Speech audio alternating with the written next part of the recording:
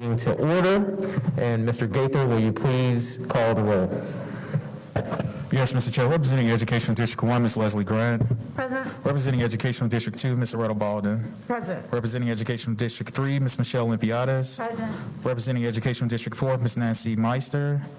Representing Educational District 5, Ms. Erica Mitchell. Representing Educational District 6 and Board Vice Chair, Ms. Isha Collins. Representing Educational District at Large Seat 7, Ms. Candace Wood Jackson. Representing Educational District at Large Seat 8, Ms. Cynthia Briscoe Brown. Present. Representing Educational District at Large Seat 9 and Board Chair, Mr. Jason Estevez. Present. Mr. Chair, you have a quorum. Thank you so much, Mr. Gaither. I will now entertain a motion to approve the minutes of the January 11th board meeting. So moved.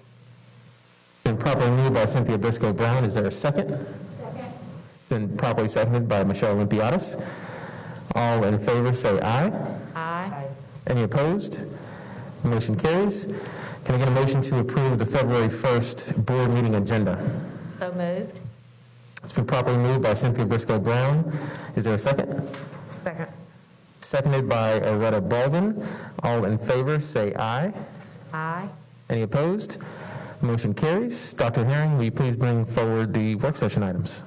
Thank you, Mr. Chair. We have 4 presentations today. First, Dr. Angela King-Smith, our Chief Strategy Officer, will provide an update on the Let's Talk application for a request from a board member. Following her, Ms. Yolanda Brown, our Chief Academic Officer, will report on academic recovery and intervention.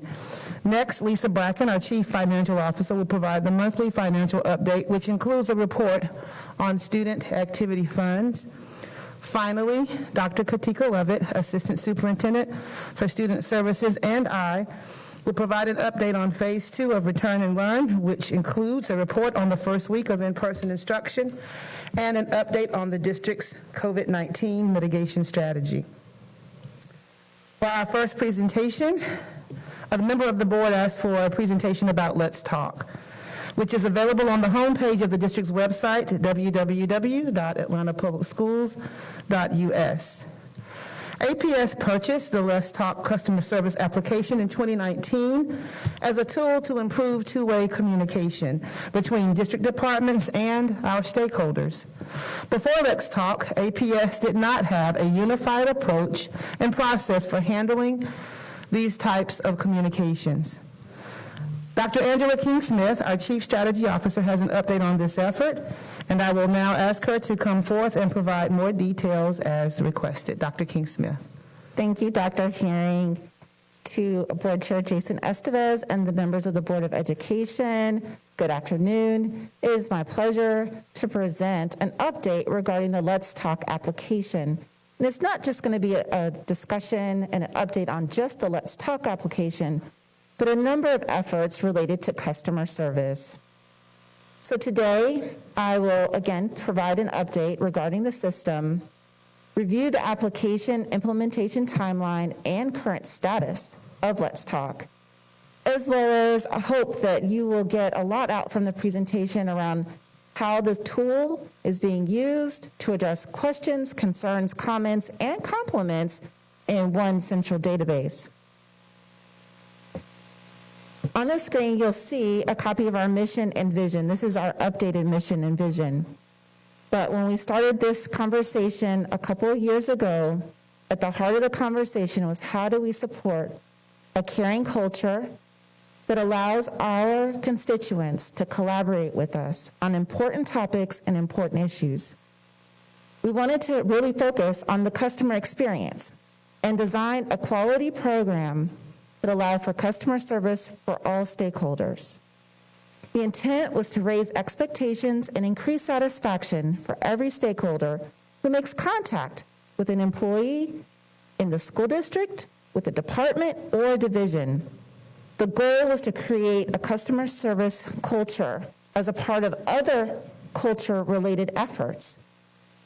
We wanted to build a solution upon various processes and systems, and that it wasn't going to be just a training event or just a tool or a piece of technology, but it would help to shape behaviors, positive interactions with customers. Highlighted on the screen is a couple of the details related to the customer service application background. As Dr. Herring mentioned, the tool was purchased to enable two-way communication. It also, the key function of it was also to really help the board office be able to also reach constituents and be able to send messages to cross-functional team members within the school district.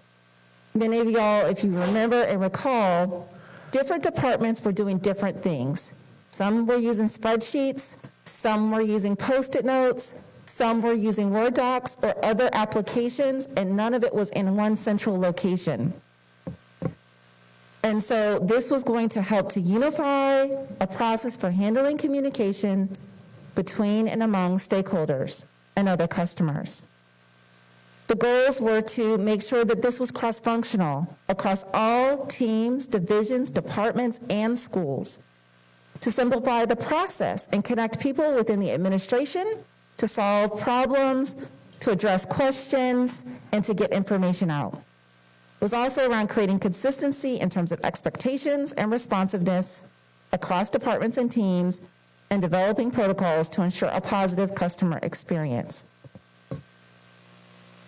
Now, highlighted on the screen are just some of the things that the designers of the tool, Let's Talk, which is owned by K-12 on Blackboard, they wanted to be able to make it easy for us to be able to reach our community.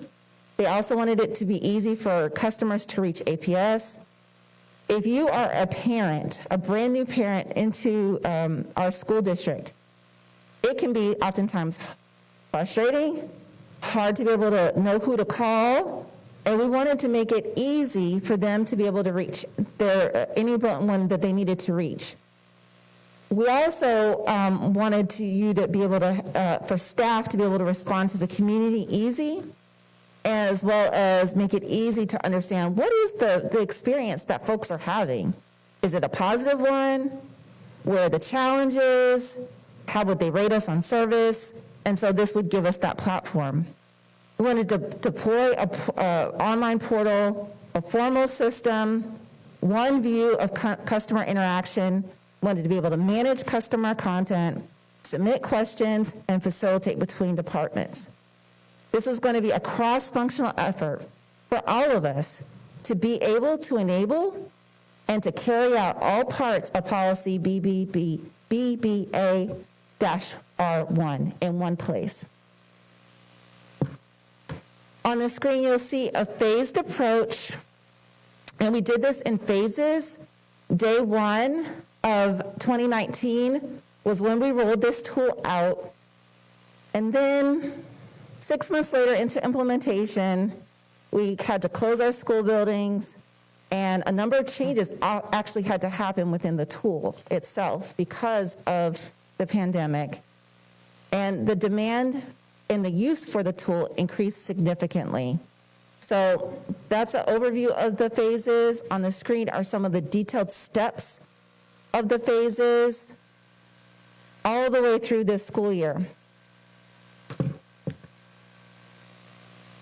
Some of the customer access points, and there are different ways that the customer information can be entered into the Let's Talk tool. We really focused on them touching base through our Contact Us page or that little tab on the side page, and that's available not only on the main website, but also on all school websites. But there are other customer access points, and those are highlighted here on the screen that allows, even if you receive a phone call on your cell phone or on your main line, that you can also enter the information inside Let's Talk to allow for tracking. On the page here, you'll see the language of Let's Talk. The main thing I really would just want to highlight, because we're going to see it over and over again, is this idea of a dialogue. And one thing that's different about Let's Talk is that they want to have that two-way dialogue, that it's not just one way where you're sending an email and not expecting to get something in return.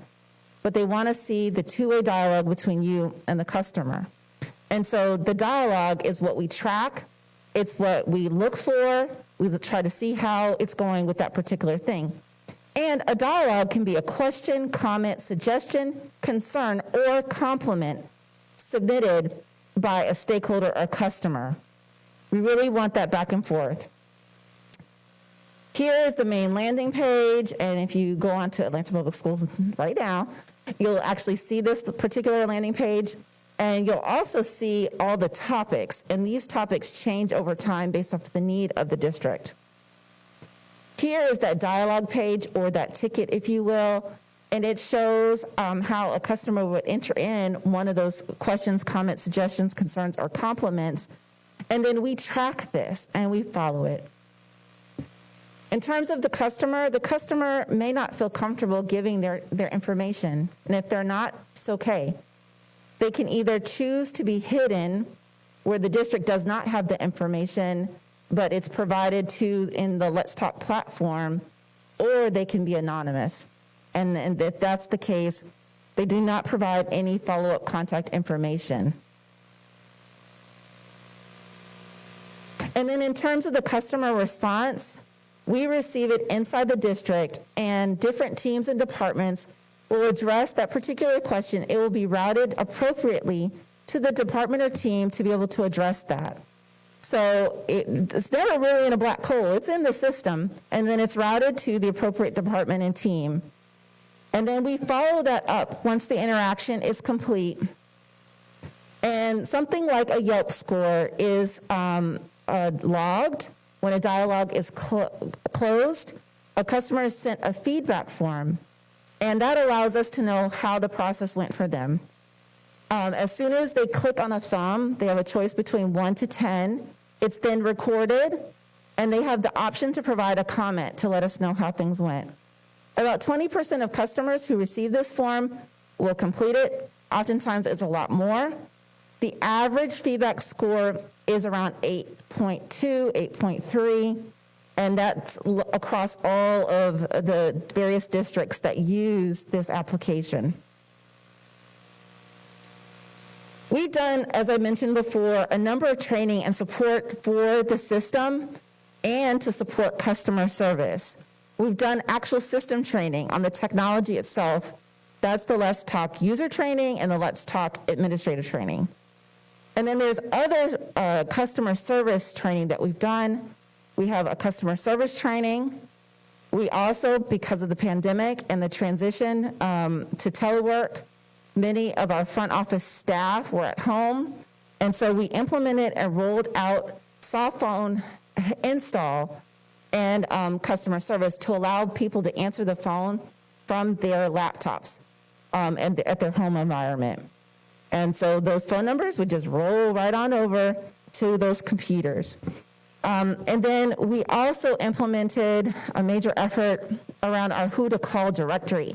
And this is located on our main website. And at the appendix of this PowerPoint presentation, you can see a sample of that. We have that in both English and Spanish. Over the past 2 years, we've trained about 400 folks, both front office staff, registrars, parent liaisons, teams, departments, schools, customer service representatives, and various departments. Here are some of the customer service training topics and some of the things that we cover in the customer service. This can be on demand. We also do it during the Professional Learning Day. The upcoming Professional Learning Day also has this training, and Let's Talk will also be offered. It covers everything from the Let's Talk service platform and how do you serve customers through that, as well as standards of service, how do you work with difficult customers, how to be responsive, and what does great customer service look like. Here's a report, one of the reports that come out of Let's Talk. Here you can see the dialogue activity from basically the month of January, all the month of January in the various colors. It shows you over time, unopened, in progress, pending details, and what's closed. This is a report that we look to see kind of where we are in terms of tracking. Here's a report that shows the customer experience score trend. Again, this is right out of our Atlanta Public Schools data over the month of January. And based on 100 feedback response forms received, what's the average score that's received, the CX score or customer experience score? And you can see on average, and you'll see here in a moment, it's around 8-ish, but there are peaks and times where we're hitting a 10 and other times where it's a lot less than a 10. So this is just the average. And then this one is very important because we know as a part of that policy, timely feedback is very important. In our training, we really stress and ask for folks to have a 24-hour timeline in terms of getting back to folks. However, I know the policy allows for a little bit more time than that. But on average, customer tickets are sitting around 2 days. Sometimes they're getting answered in as little as a few hours, and then sometimes it's because the issue is so complex, it's taking more time. But this shows the distribution in days and how many tickets are sitting, and getting completed in less than a day. And as you can see on this chart, it's 292. And then this shows the average reply time trend. Like I said before, it's around 11 hours that it takes to submit and respond and be able to close something out. But sometimes it can be a lot less than that. As you can see based off of this chart, on average, kind of where we are, but on average, it's 11 hours. This shows the dialogues by interest, and this fluctuates depending on what's happening in the district. Here you can see there was 147 in student registration and records.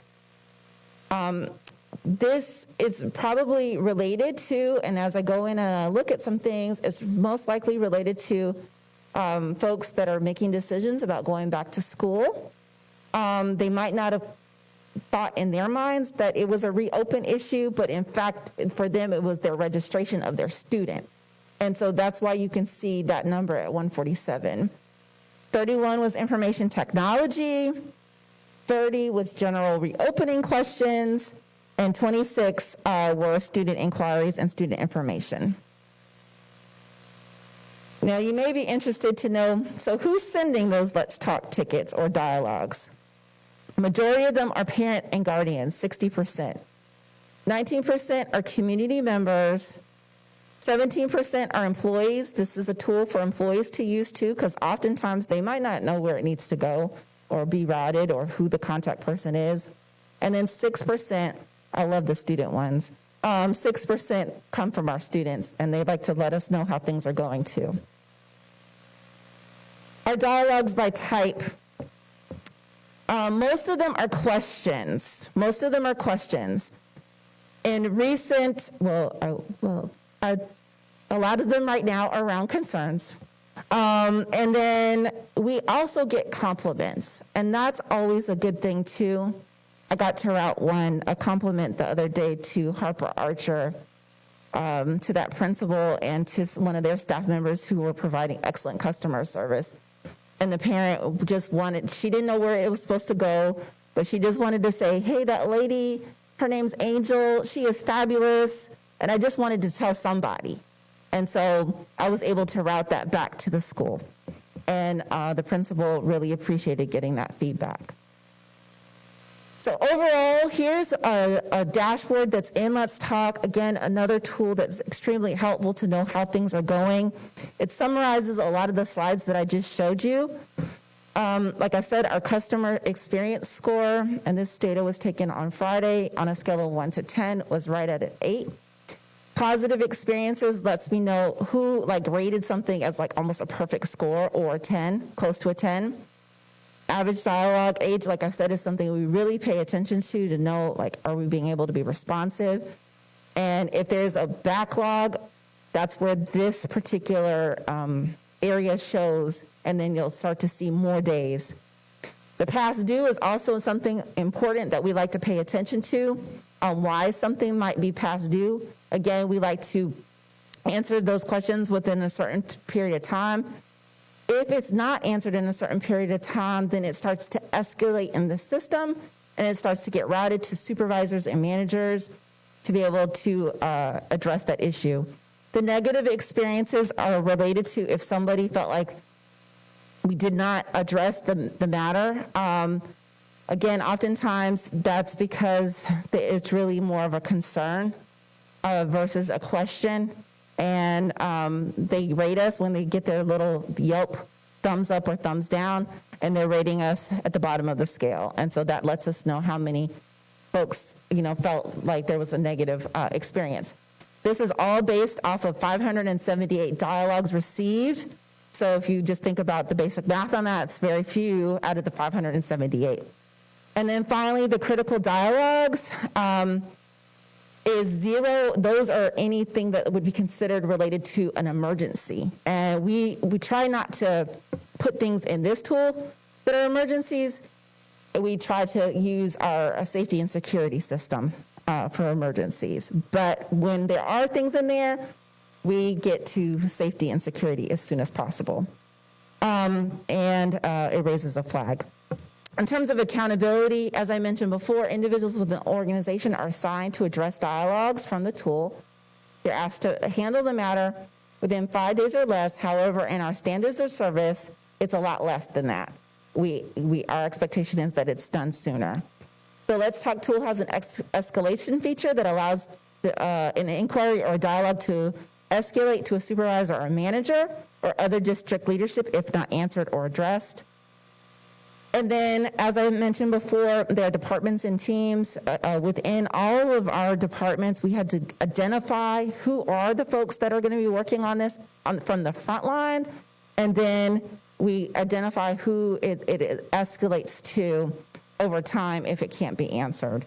The other beauty about this tool is if a ticket or a dialogue gets sent to a wrong department, it can then easily be rerouted to a different department and reassigned. Finally, in terms of the Let's Talk, we've really been implementing about 18 months, and that includes this 20 months or so. It hasn't been quite 2 years.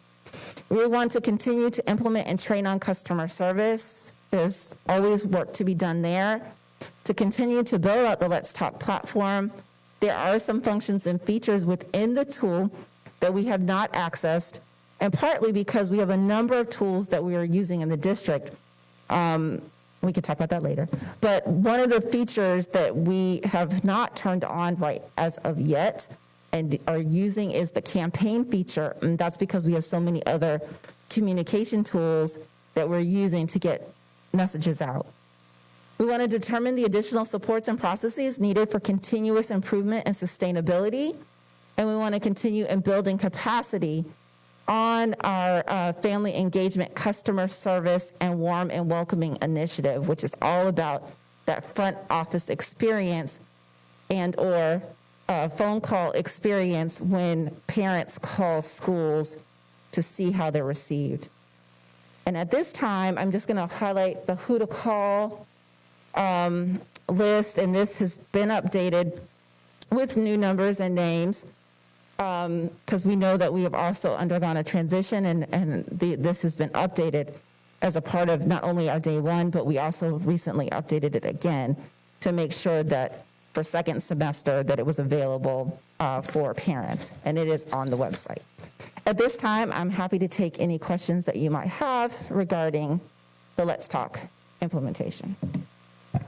Great. Thank you so much, Dr. King-Smith, and I want to shout out you and your team for implementing this tool a couple years ago, starting the implementation a couple years ago, but also shout out Leslie Grant, board member Leslie Grant, for being a fierce advocate for this tool as well, and ensuring that our stakeholders have a way to communicate with the school system, with the board, and that there be accountability attached to it. I did have a quick question. The dashboard, is that for the month of January, essentially?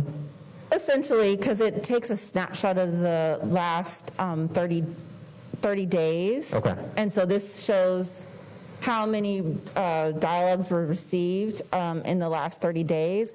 I think I looked on it and did a filter just to see how many we had coming in for this school year. And it looks like, I think we had like around about 15, I think it was like 15,000 dialogues that we have received. And so it's quite a lot. And the demand obviously shot up when schools closed and Yeah. no one could talk face to face. And the first, I think the first major response and flood really came through Let's Talk. And so it let us know that we needed to kind of reorient some things so that we could easily facilitate getting people to where they needed to get to. And it also let us know that soft phone implementation so that front office staff could also have that, at home to be able to answer calls. Perfect. Loretta? Then Leslie? Hello. Hello. Thank you for the presentation, and thank you for the original creation of this Who to Call one sheet.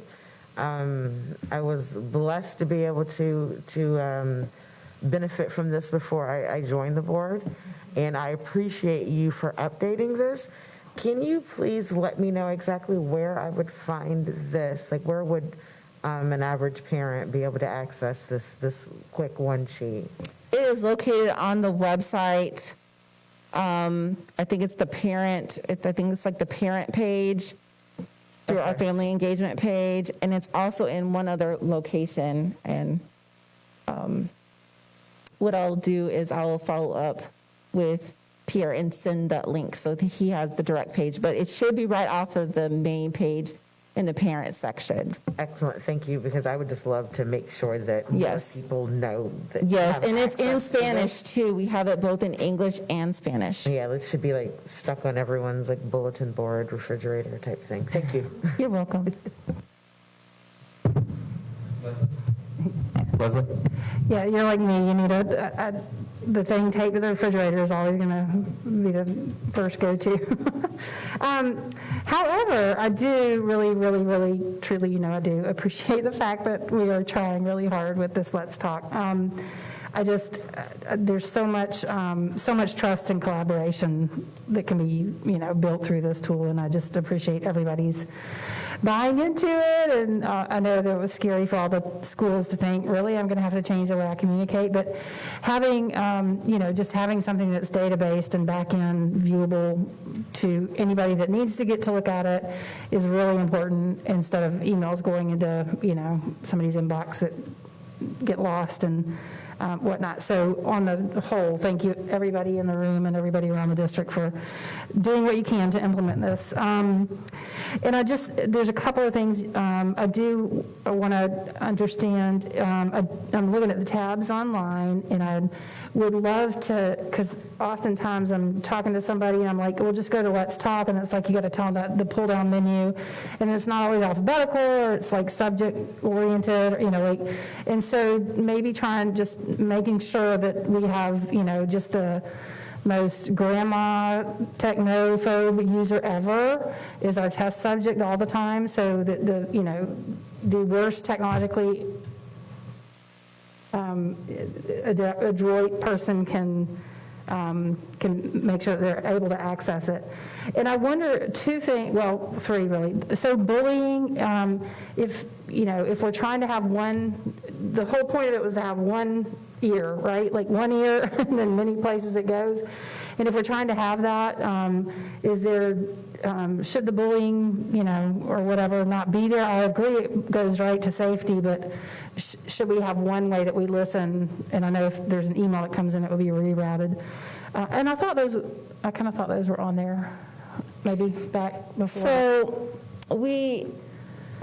at the same time that we were launching, or just before we started implementing Let's Talk, this district invested in See Something, Say Something, which is a tool specifically for school-based emergencies. And if a child is having issues with bullying, that it's an anonymous way for them to be able not even have to say anything at the school level, but they can just call the number, Right. send the email, and then it goes to say something, and then they push it back to the appropriate, department within Atlanta Public Schools. Okay. So at the time, we made a conscious decision because of that investment, and that is their, kids were trained, counselors were trained, schools were trained on putting that system up. We didn't want to have a conflict. So if it still comes to us, and we have had situations where it was an emergency, and they could have chose to do, go to see something, say something, but instead they came to Let's Talk, it was okay. Yeah.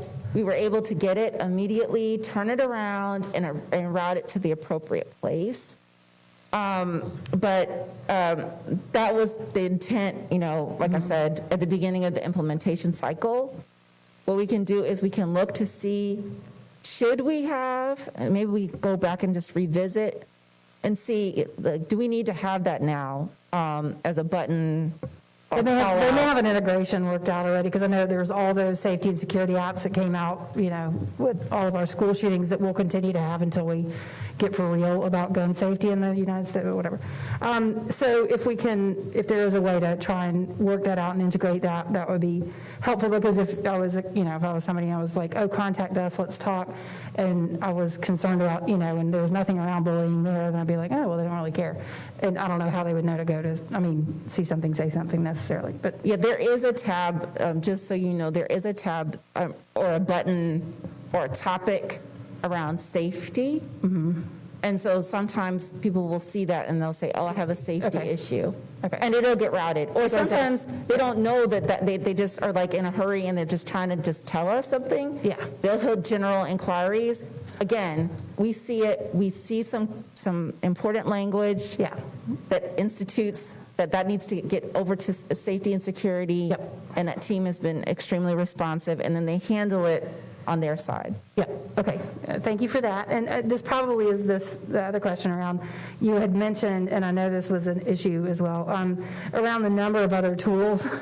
So like any and everything we have that relates to this, what is the plan for, I guess, continuing to try and, integrate all of that together, just so that, again, we end up with a holistic solve rather than, piecemeal solves. I'm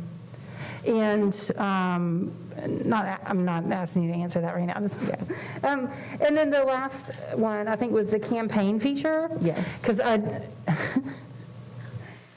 that was one of the biggest, I thought, selling points from the get-go with it, was that we would be able to launch a campaign around SPLOST or launch a campaign around school renamings, or, to be able to put out those big, hefty subjects and really direct the communication and traffic through there. So if we can revisit any of that and have a,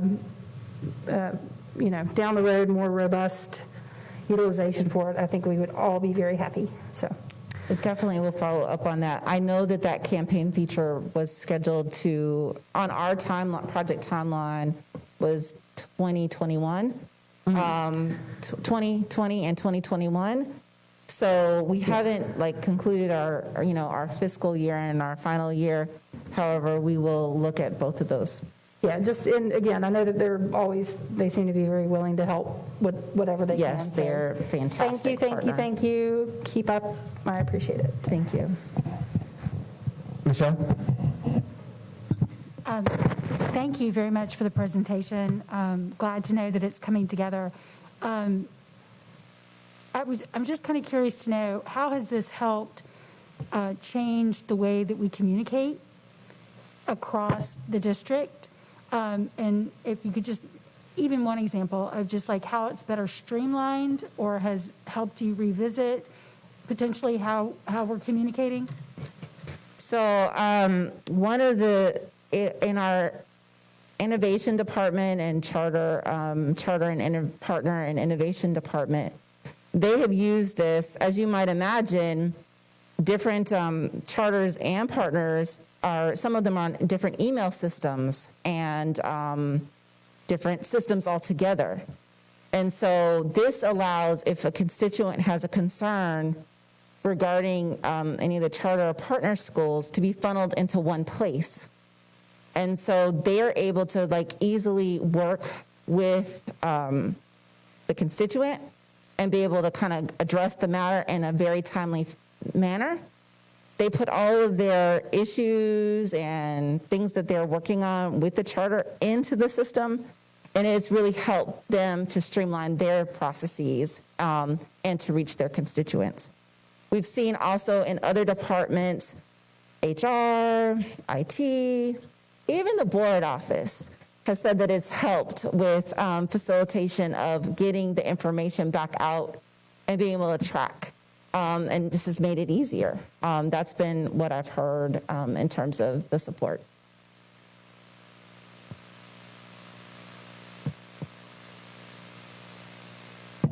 Great. Thank you so much.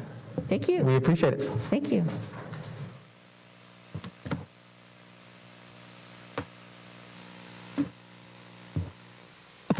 And thank you, Dr. King-Smith.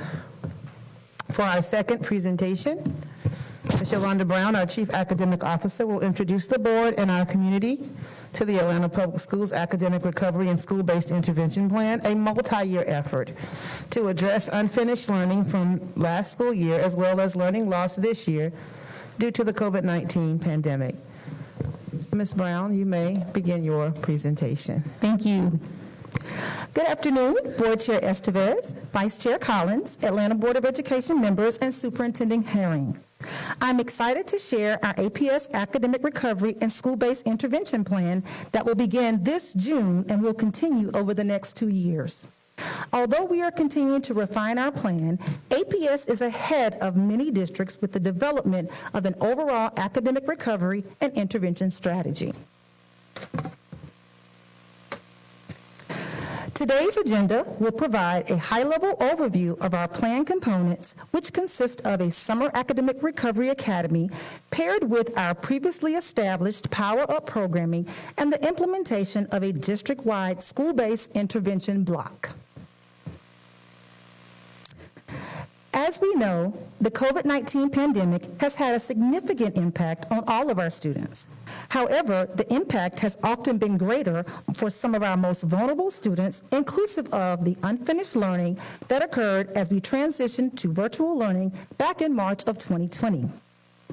Additionally, we understand that many of our students have experienced some level of learning loss, or is now referred to as the COVID-19 slide, and is discussed in the NWEA's April 2020 Collaborative for Student Growth Briefing. This slide shows that even prior to the COVID-19 pandemic, our data results showed that only 36.9% of our students in grades 3 through 8 performed at the proficient level on the Georgia Milestones end of grade assessment in English language arts, and only 35% performed at the proficient level in math. At the high school level, on the Milestones end of course assessment, 43.5% of our students performed at the proficient level in 9th grade lit and composition, 35.6% in American Lit, 28.1% in Algebra 1, and 25.1% in geometry. Although our Milestones data show levels of increase over time, it continues to outline the opportunity to address previous learning gaps as well as mitigate varying levels of learning loss. As we plan for the implementation of our APS Summer Academic Recovery Academy, this slide specifically outlines the specific differences between the two. The APS Summer Power Up program, which was first implemented in 2018, was only an enrichment model focused on increasing student participation. Schools and clusters selected the program design from a district set of options, or they designed their own program. And the duration was either full day or half day, and the scheduled number of weeks were dependent on the choice of the individual schools or clusters. But now, for the APS Summer Academic Recovery Academy, we have paired it with Power Up programming with these additional differences. Now it's going to be an academic recovery model paired with Power Up with the focus on literacy and mathematics. Clusters will still have the opportunity now to select Power Up and not individual schools. It will be a full-day schedule with academics in the morning and power-up programming in the afternoon, and it will last right now for 4 weeks at 5 days per week, and we will intentionally integrate SEL in the whole child framework supports. Now let's take a look at a high-level overview of the APS Summer Academic Recovery Academy. I won't read all of the bulleted items, but I do want to highlight that it is a multi-year implementation, and we are still exploring additional options as to how this might potentially evolve in the future. We are now targeting grades pre-K to 12 and have initially identified a projected number of students based on the 2019 milestones for elementary, middle, and high school, and have accounted for the pre-K2 students who do not take a state assessment by inflating the numbers at the elementary school level. We are offering an in-person and virtual learning option and will implement the appropriate accommodations and modifications for special populations to ensure that all of our students have the appropriate access. At this time, we are strongly encouraging daily student attendance for the full 4 weeks. But we are working closely with our legal department to explore options for mandatory student attendance.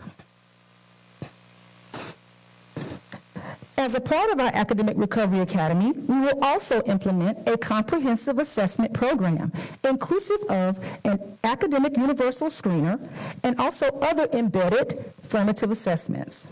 We have estimated the number of school sites needed to effectively implement the plan that will ensure that there are school sites located in each cluster. APS will provide transportation for full-day academic recovery students, and the declaration and enrollment window will begin in April, and parents will receive additional information in the coming weeks. This slide shows the overall structure of the Summer Academic Recovery Academy at the elementary school level. It will follow the traditional full-day elementary school schedule with a morning session focused on literacy and math and on an afternoon session of power-up programming. That will include programming in the arts, STEM and STEAM, conflict resolution, and others. As an additional note, students who do not attend the Summer Academic Recovery Academy portion of the day will have the option to actually attend the afternoon session of Power Up. However, parents must provide transportation to and from the school site. Similarly, at the middle school level, the Summer Academic Recovery Academy will follow a full-day schedule with a morning and afternoon session, as outlined. At the high school level, we are still working to refine the overall schedule layout, but we are planning to implement an Academic Recovery Academy and a content course recovery course over the course of a full high school day. Understanding that 4 weeks during a summer is simply not enough to recover from the educational impacts of this pandemic. So APS will also implement a focused intervention block during the academic school year beginning this August and continuing through the 2023-2024 school year. This district-wide school-based intervention block will focus on literacy and mathematics and will occur in every elementary, middle, and high school for a minimum of 3 days per week. In addition, we will implement a new academic universal screener, which is currently in the RFP process, as well as implement a mental health and behavioral wellness universal screener as well.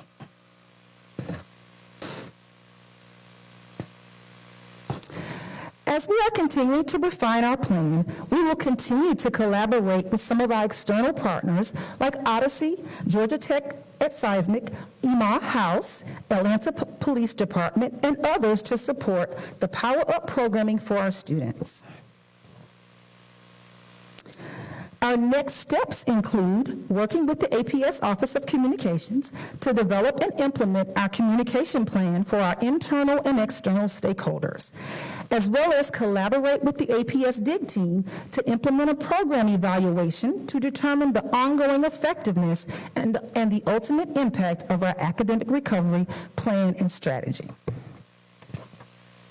That concludes my presentation, but before my team and I take questions, I draw your attention to the appendix, which outlines all of our APS summer offerings, such as Xanadu, ESY, AP IB boot camps, Summer Bridge Transition, and Science and Math Summer Enrichment Academy, and others.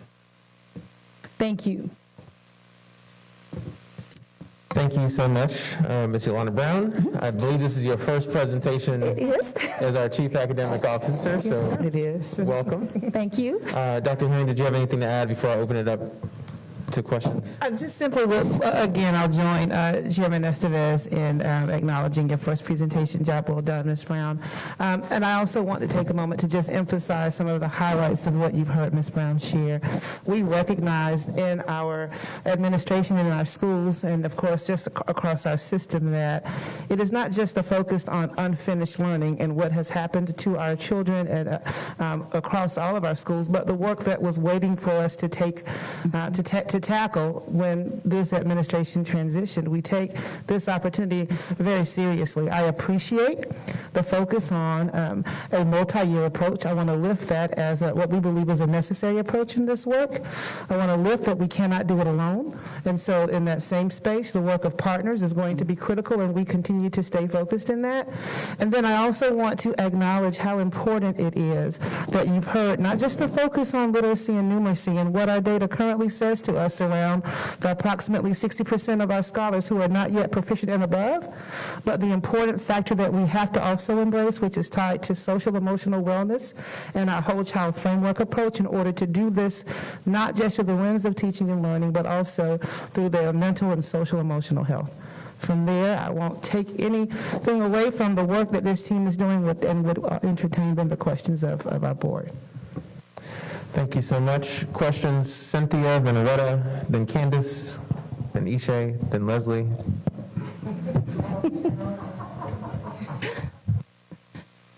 I guess we've all got questions. So I'll try to keep this very short. First of all, thank you very much for this presentation. Our parents and caregivers are already trying to plan for the summer, and having an outline of what we intend to offer is very helpful for them. A couple of questions, probably both just really direct. The first one is, can we do more than 4 weeks? Actually, that's a great question, Board Member Briscoe Brown. We have been in conversation, Dr. Herring and I and the team, around extending it possibly to July. So we're now looking at, financial implications for that, and also making sure that we're able to tap into all of the staffing that will be needed as we extend it to July. We know that our teachers may love to come in June if they so choose, but in July it becomes a little bit more challenging, and so we are considering all of those pieces, but I absolutely agree, more time is definitely what we need. It would be great if we could offer like a session 1 and session 2 so that families could pick one or both. I know as a working parent myself, July was the hardest month to find activities for my children to participate in during the day. And I understand that it's a little harder for our teachers because they need that break too, but maybe if we did it as 2 different sessions, then we could draw on different employees and different expertise. The other question I have is, can we find some way to inject some fun into this? I'm thinking, I think the academic recovery is vital given what we've been through in the last year, the last full year. And I really appreciate your including the social, emotional, mental health aspect. But I want to be sure that our kids know that this will not be just a summer of drudgery. And so if we can find some ways to make sure that we communicate what kinds of arts programs or sports activities or free play time might be embedded in these days, I think that would be really important. That's a great suggestion. We actually have a sample schedule the team is working on now to give to schools so that they can see exactly where that free play or recess should come in, and then also leveraging the Power Up programming, which should be fun and academic at the same time. So like Art Opportunity Knocks and other vendors that we're working with, we're going to use that as a way to also infuse fun on top of the academics. So that's a great suggestion. Thank you. Okay, thank you very much. That's all I've got. Thank you again for this information, and congratulations on your first presentation. I do have a few questions. I know this was meant to be an overview, and I definitely appreciate the big picture. But being someone with a math background, in order for me to understand the big picture, I like to see the parts that make up the whole. So what I would like to see as a follow-up to this is a breakdown of subgroups of what we're seeing with proficiency. So what you've shown me is on average, but we know within Atlanta Public Schools, or just with anything when you talk about an average, there are numbers that fall above and there's numbers that fall below. So I would like to see how our subgroups come together to make up this number to help identify where equity comes into play, where maybe urgency comes into play. So that's my first thing, is I would love to see a disaggregate. So some of the things would be by subgroup, possibly cluster in school. Just for me, numbers help tell a story, and the more I have, the better understanding I have. The next thing is in terms of the summer programs, I didn't quite catch it. I know you said that you're working with legal in terms of whether or not this is mandatory. Yes. But my question is not necessarily about mandatory, but is this something that a parent can decide? I think my child needs more and I want to put them in. Is it something that you're assigned into or strongly recommended to go to? But how can you get into this? I'm looking at it as it's certainly a way to catch up. But in terms of learning loss, we also have learning that just didn't happen, that may have happened, accrued over time. So I'm just it's kind of wrapped up to look at like how we decide whether or not a child is allowed to participate or encouraged to participate in this. And I would assume it's not just about learning loss, because we don't even have test scores that show where there may have been loss, but just where are you now based on where you should be, and how can we catch you up? Absolutely. And so the numbers in the PowerPoint, if we could go back to slide 5 or 4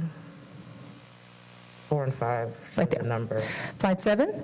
Okay. And it shows the estimated number of students here at elementary school, 15,000, middle school, 5,000, and high school, 8,000. That was just a starting point for us. We used the 2019 milestones to determine which students would be first eligible based on the beginning and developing levels for performance on the milestones. We started there. And so this is just a round number of those numbers. Of course, we are asking that all students consider coming to our Academic Recovery Academy, but we wanted to target through the lens of equity the students who needed it the most. And so that's how we're leaning in through the equity lens. And so these are those particular numbers. But to your first question, parents can select. We're hoping that some parents will look at their students and say, hey, you need to go and catch up, and this will be a great opportunity for you to do that. You're going to have the opportunity to make that selection. You can select in person or virtual. And so this is open to all APS students, elementary, middle, and high school, but we started with our neediest students first, but that doesn't exclude those parents who want their students in, because it's going to give them a boost and help fill in some of the gaps that were already there previously. Excellent. And my last question has to do with the intervention blocks and that starts in August. Yes, ma'am. How are we asking the schools to do this? Are we giving them the flexibility to extend their day, or do they have to take away from other instructional time to do this? Okay, so Just for some context, many of our schools, particularly our turnaround schools, have been implementing intervention blocks as a part of one of the strategies they've used in order to catch their kids up. What we know is that an intervention block that is consistent is in line with what research says about opportunities for kids to be caught up. And so we have some schools who are already implementing that. What we know is it's great for all kids. And so regardless of what side of town your school sits on, you have a cadre of students who need additional intervention. And so what we're asking schools to do is in their master schedule, and we communicated this during our budgeting conversation about a week or two ago, about including an opportunity for an intervention block. And so we've outlined, if we could go to that slide. Right here. So we've outlined the minimum amount of time that this should happen in school. So elementary, 30 to 40 minutes, one class period for middle school and one class period for high school. We're also looking at additional resources that we're going to need in order to help schools implement this. And so we are expecting every school in APS to have a minimum of 3 days per week, an intervention block aligned to this time period. And so we are supporting those efforts, and it's not something that's new to APS, but it may be new, to schools who have not implemented it before. But we're going to do a robust training. Once we've selected the curriculum through the RFP process, we're going to do some robust training with our principals, with our instructional leaders and our teachers to make sure that this is doable and workable. And we're also looking at some of our CARES funding to be able to provide schools with additional support in order to implement this effectively. So the short answer is they're going to work it into the schedule. Yes, they are. The master schedule. Yes, ma'am. Would that be for all kids or just the students who have been identified?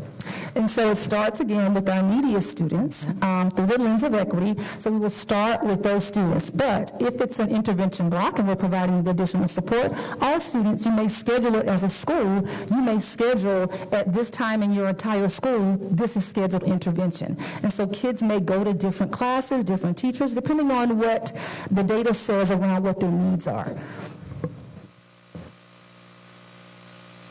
Thank you. Thank you. Most of my questions have been asked and answered, so I appreciate everyone's thoughts. My question was a specific one about one of the slides, and I don't have the number, I apologize, but it was the one where you were talking about the number of students estimated in each grade level or band is probably a better word. I don't know if you could. It's not 7. this one, 7. Okay.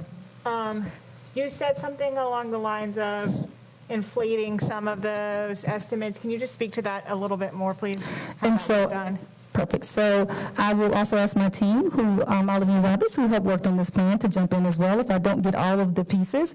But as I understand, we don't have a state assessment for pre-K 1 and 2. And so they looked at some of the STAR data that we have on our students and then looked at inflating those numbers in order to include them in the overall projections. And so Olivine, if you could please add additional context, that would be great. Thank you.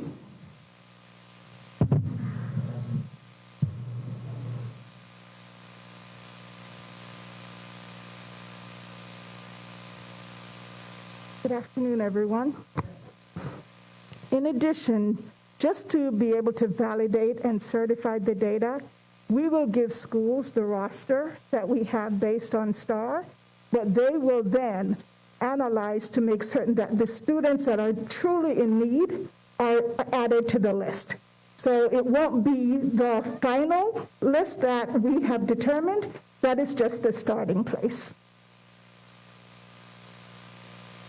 Okay, so in other words, this initial list has a second or third round of vetting to make sure that it is our best guess as a district as to the students who need this intervention the most? That is correct. Okay, and when we use the word inflated, I guess I'm not following that word in the context of reviewing. Okay. So what we did, the DIG team, so not us, the DIG team, the experts, took a look at the previous year's milestones data along with the STAR and projected. That's it. That's the word. Projected. That's what I was going to say. Yes, and projected. So that's why we now need to confirm and validate that the students that we have identified are the right students. So schools will receive their roster, they will go through, and then determine the accuracy. So we're making logical assumptions based on data and trends that we've seen in the past to project what we think we could be without the same data that we would for other grades. That is correct. Understood. Thank you. You're welcome.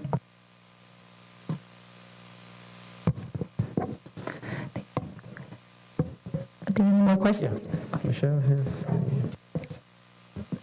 Michelle, then Ishay, then Eric. Making sure, 'cause I see Erica's very anxious over there. Ms. Brown, thank you and welcome, and, you know, you're getting the test, right? Almost every single board member is through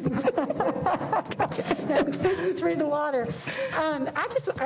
When we went to slide 12, and I'll make sure that I go back, because I went back to 7 when we were just talking, but at the bottom of 12, there's the little asterisk there where you're going to be asking for where the standards of services, and you're going to be asking for resources through an RFP. Can you explain that to me? Okay, so the asterisk first, it just simply says a school-based intervention block resources will be selected from an identified vendor via the RFP process. So as we started the planning for our academic recovery strategy, we knew that we needed additional support. And so what we did is we developed an RFP for, number one, a universal screener, and then we also developed a second RFP that relates to the curriculum that we're going to use during the Academic Recovery Academy. And then we also have a separate RFP that will be posted maybe in the next week or so to our bonfire system that will focus on the actual tool and curriculum that we're going to use for the intervention block. So in order to secure those specific tools and curriculum, we have asked for additional support through the RFP process. And we will be bringing that, Okay, and just to be clear, that would, you think there's one curriculum, or is there one for reading and there's one for math? Yes, ma'am, Would be absolutely. two separate things? Yes, ma'am. One for reading and one for math, and that will be for elementary, middle, and high school. And so the RFP outlines those grade levels. Okay, perfect. Thank you for the clarification, and I certainly hope that Orton Gillingham is part of the reading literacy aspect. So let me just give that plug right there. Gotcha, thank you. And it will be coming to the board, we're anticipating in March for the Universal Screener and the Academic Recovery Academy curriculum, and then for April for the school-based intervention block. And so for the universal screener, one last question. We're looking at something a little bit more sophisticated than STAR? Yes, we're looking at numerous pieces that are a little bit even more robust. And so given all that we've learned with the COVID pandemic, we're trying to make sure that we can continue to turn the corner and really get even more data on our students that's more useful in ways that we might not have ever thought of prior to COVID-19. Thank you very much. You're halfway there. And I appreciate Michelle it used to be a monthly OG shout out. And now it's turned into an annual OG shout out. Ishay, then Erica. Thanks, Dr. Brown. This was great and a good start to at least providing some information to what parents do in fact want to know. Most of my questions have been answered, just two of them. Let me go through my list, because Loretta and I were along the same track, I think.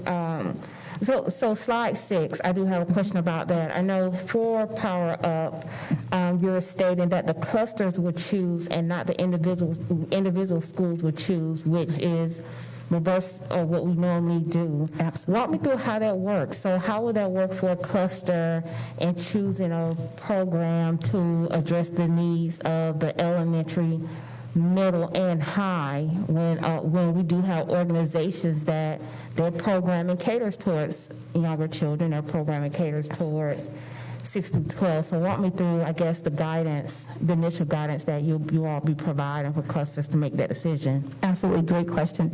And I think I probably should have just clarified that it will be by elementary, middle, and high school by cluster. So all elementary schools, we will be asking them to choose a particular vendor for elementary school. Most clusters have one middle school, Washington has 2, so we would hope that those 2 middle schools would specifically choose the same. So that's what we mean by that. Thank you for helping for. Great, that's good clarity, yeah, I can imagine. People will probably have questions about that. The second was in regards to the last slide into next steps.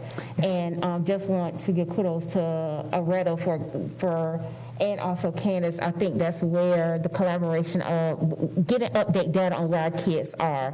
I know you opened with the numbers from, the percentage at the beginning, and our strategic plan was anchored in those numbers. And so we'll be curious to see as the data team update where our children actually are now, to see how that will change any of this.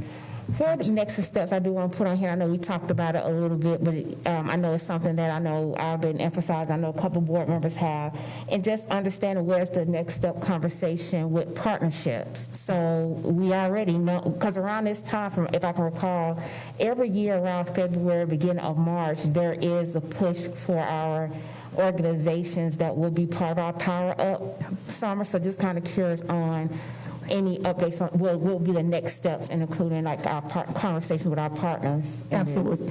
Thank you for that question. I'm going to also ask Cedric Smith, who is our Director for After-School Programming and Support, to come forward. But while he comes forward, I'll just let you know that we wanted to make this presentation first before we had an opportunity to actually pull all of our partners together, because we don't want to create unnecessary competition. We want to make sure that it's a supportive environment across the city of Atlanta, because many of the programs for the summer actually pull on many of our students and provide opportunities for our students. So we're trying to work collaboratively with them, so that this is an actual partnership and no one feels as though we're competing for all of the same students, but we're all focused on the same direction for kids. Got it. And so Cedric Smith will be able to provide additional information on next steps, because he's working directly with those partners. Great, thank you. Good afternoon. Like Ms. Brown stated, we have not completely rolled out any information to our partners. However, I have been in communication with our partners just to give them a heads up about where we are and what we're doing. Specifically, I've spoken with representatives from Boys and Girls Clubs, Odyssey, to name a few. But we are, after this presentation is completed and/or approved, then we'll move forward with working with our vendors as to how they can continue to support us as they always have during the Power Up programming. Great, thank you. Okay. And that was all the questions I have. Thank you so much. Thank you so much, Vice Chair Collins. Vice Chair Collins, I just wanted to say, I really love the compliment, of Dr. Brown, but it's Miss Brown. I wish I did. Don't play with Dr. I just want to just tell you that real quick. It's Chief Brown. I really appreciate that compliment. Thank you. Good afternoon. Thank you. And Ishay, that was part of some of the questions that I had regarding partnerships, because I know like everybody's competing, for the summer to make sure they have the adequate kids in the summer programming and the participants that they need. I did have one question that I wanted to ask around that. Is I know every year we have Camp Best Friends with the City of Atlanta. And I know that's in competition with kind of what we do. I don't want to say competition, but it could be, it's a camp that takes in a lot of our students through the summer. And I was wondering, how are we going to work with Camp Best Friends so they could support what we're doing in Atlanta Public Schools, especially around intervention, learning loss, and making sure that we catch our kids up where they need to be? Because I could see, and especially in my own district, when I look at the rec centers and the program that they have. A lot of it don't have, well, they're not school-based, so they won't have the instruction that these kids need. And so I just like to see us work with the city and have them support this to push most of the students into our Powered Up summer school. And then also I would like to say that for me, it would be ideal to have 8 weeks of this, 8 continuous weeks, maybe a break, a week in between. But I think there's such a need right now with the learning loss. And I can say that as a mother, that I would like to see a full summer. Absolutely. Thank you. All right, thank you very much. And we will definitely reach out to the city for Camp Best Friends, Cedric and the team, to make sure that we come up with a plan of how we will work with them this summer, given our academic recovery planning. Thank you. All right. I had one more question that I forgot to answer, and, for you. No, sorry, board members are just. We're just so excited about this information. This used to be, you're taking the position, and I know Angela's going to be excited about it, but Angela used to get the ones, have the presentations where every board member asked, 2 different segments of questions, but yeah, welcome. This should have been my first question or concern, and that is, what are our plans in terms of training and involving the parents, right? In terms of how do we equip them to be able to do this at home, to be our partners at home? That's really was what I wanted to do, and to make sure that we do it in a clear way that's understandable. Absolutely, Board Member Baldwin. We met with a group of parents. The chief of schools and I met with some parents recently around that same request. And so we are still developing what that's going to look like. We're going to work with some other departments in APS so that as we're planning out for teacher training, that we include the parent piece so that they understand how to really help their kids at home and what their kids are going to be getting as a part of the intervention block. And so when kids go home during the 3 days that they're going to have the intervention block, they know how to carry that work on at home. And so we are still in the process of doing that, but that is definitely on our list to make sure that parents receive some sort of training that really focuses on how to support their kids. Excellent, and I would love to see it in writing. Absolutely. Yes, Thank you. All right. Leslie? Except for Jason. 150 questions, but I will stick with first of all, a compliment to you on the presentation. I did ask, and I would love to see more disaggregated understanding of what, those numbers are, but coming at it from yay, we made some progress, that's the end of the conversation, versus we have so much to go. Mm-hmm. And I don't want to say one negative thing about, all the work that's gone in to date, but the fact of the matter is 30 and 40% is just not okay. So thank you all for acknowledging that and presenting it in that way. It's very important. And so I know that the president has put forward a very aggressive ask for more money, which would include money, I assume, I know there's a large chunk of money for schools, which would help bridge this summer. It's going to be a very expensive prospect, right? There's no way around it. And so just whatever anybody can do to support anything on the federal or state level in your personal time, please do. This is no joke, and we've got to figure out a way to do that. Anybody's patience that they can lend to the fact that we're going to have summer school full on. We're going to year-round school. And just start really socializing that. Angela, you're back on. You want to turn that campaign feature back on so that we can tell everybody that we're moving to year-round school, so that we're really socializing the reality of what this summer is. And if it is a full program that is offered to every single student, that would be, I think, great and wonderful. If it is going to be prioritized and legally, what can we do in terms of mandating attendance and/or limiting attendance from the people who need daycare versus the ones, not taking spots, if we only have a few, so that we're getting the kids who really need it in, is going to be another challenge, I'm sure. Fighting back the email and the political pressure from the people who own the summer camps and in other states and whatnot.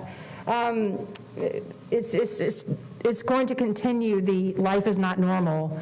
Even if we get back to not having to wear a mask or something in the summer, it's still going to be abnormal. So I just want to make sure that everybody is aware that everything is just not going to be okay for a while after this. And I just want to, again, thank you very much for very early on, and you've been contemplating this for more than months about summer, and I guess really coming up with the way to explain it and sell it, and looking at, making sure that we're covering all of our students' needs, because many of our high school students do have to have that summer, that they need to go out and make some money and whatnot. So if there's ways that we can develop some sort of partnerships for stipends for student, whatever it is, but that we're really looking at all of those needs that will get shifted if they're in school. So, but anyway, thank you very much. Thank you. Thank you.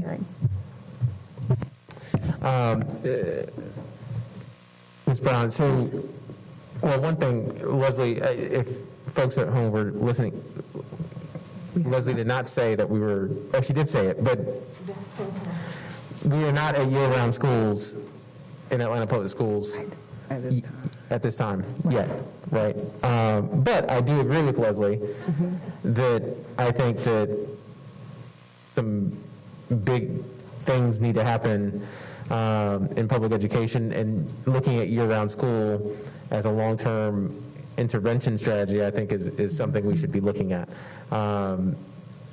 But I also am excited that at least for the summer, there's a plan, and I'm certainly one to be advocating for, based on equity, making this mandatory and having students come to this not as an option, but as a requirement for their learning, because I know there's debate around learning loss and summer slide, but we all can acknowledge that opportunities have been lost. So that is something, without a doubt, that we need to try our best to make up for those opportunities that our students did not have. And I'm hopeful that this is a program that can help fill that gap in the short term, understanding that there's still a lot in the long term to do. So with the universal screener, that's not only going to be used, would that be used on every single student? And that's something that, aside from interventions and recovery, is going to be used for Progress APS. monitoring, progress monitoring, formative assessments, and that will be the district-wide tool. And so even for the intervention block, once we've selected that particular tool or curriculum, it will have its assessments embedded, and that could be at the teacher level, but for a district comparison to see exactly how well we're doing with this strategy, we'll be able to use our universal screener for every single child as they walk into the building in August, and then also at different periods throughout the semester. We'll use that as progress monitoring, and then use it as a summative assessment as well prior to any state assessment that may be administered. So that means it wouldn't change from grade to grade, or would it be consistent? So right now, elementary school, early grades, STAR. Right. We use STAR. Middle school, would it be consistent? Is the universal screener consistent across grade levels? It is. It is going to be, we're working on pre-K, but it's going to be K to 12, the same universal screener, yes. Awesome. And then, so related to that, and I know this as a kindergartner, a parent of a kindergartner, parent education around the universal screener, I think, is very important, because I feel I'm a board member, but I still feel like I don't have enough information around STAR as I would like. And I've gone in and done my research, but I think we should try, particularly because this is such a big deal. Having a universal screener for the school system, I think it's great. It's something we need, something we should have, but making sure we're educating parents and being proactive about educating parents about how to use the universal screener versus relying on just information that comes along with, for example, the STAR packet. Because I read the information and I was like, okay.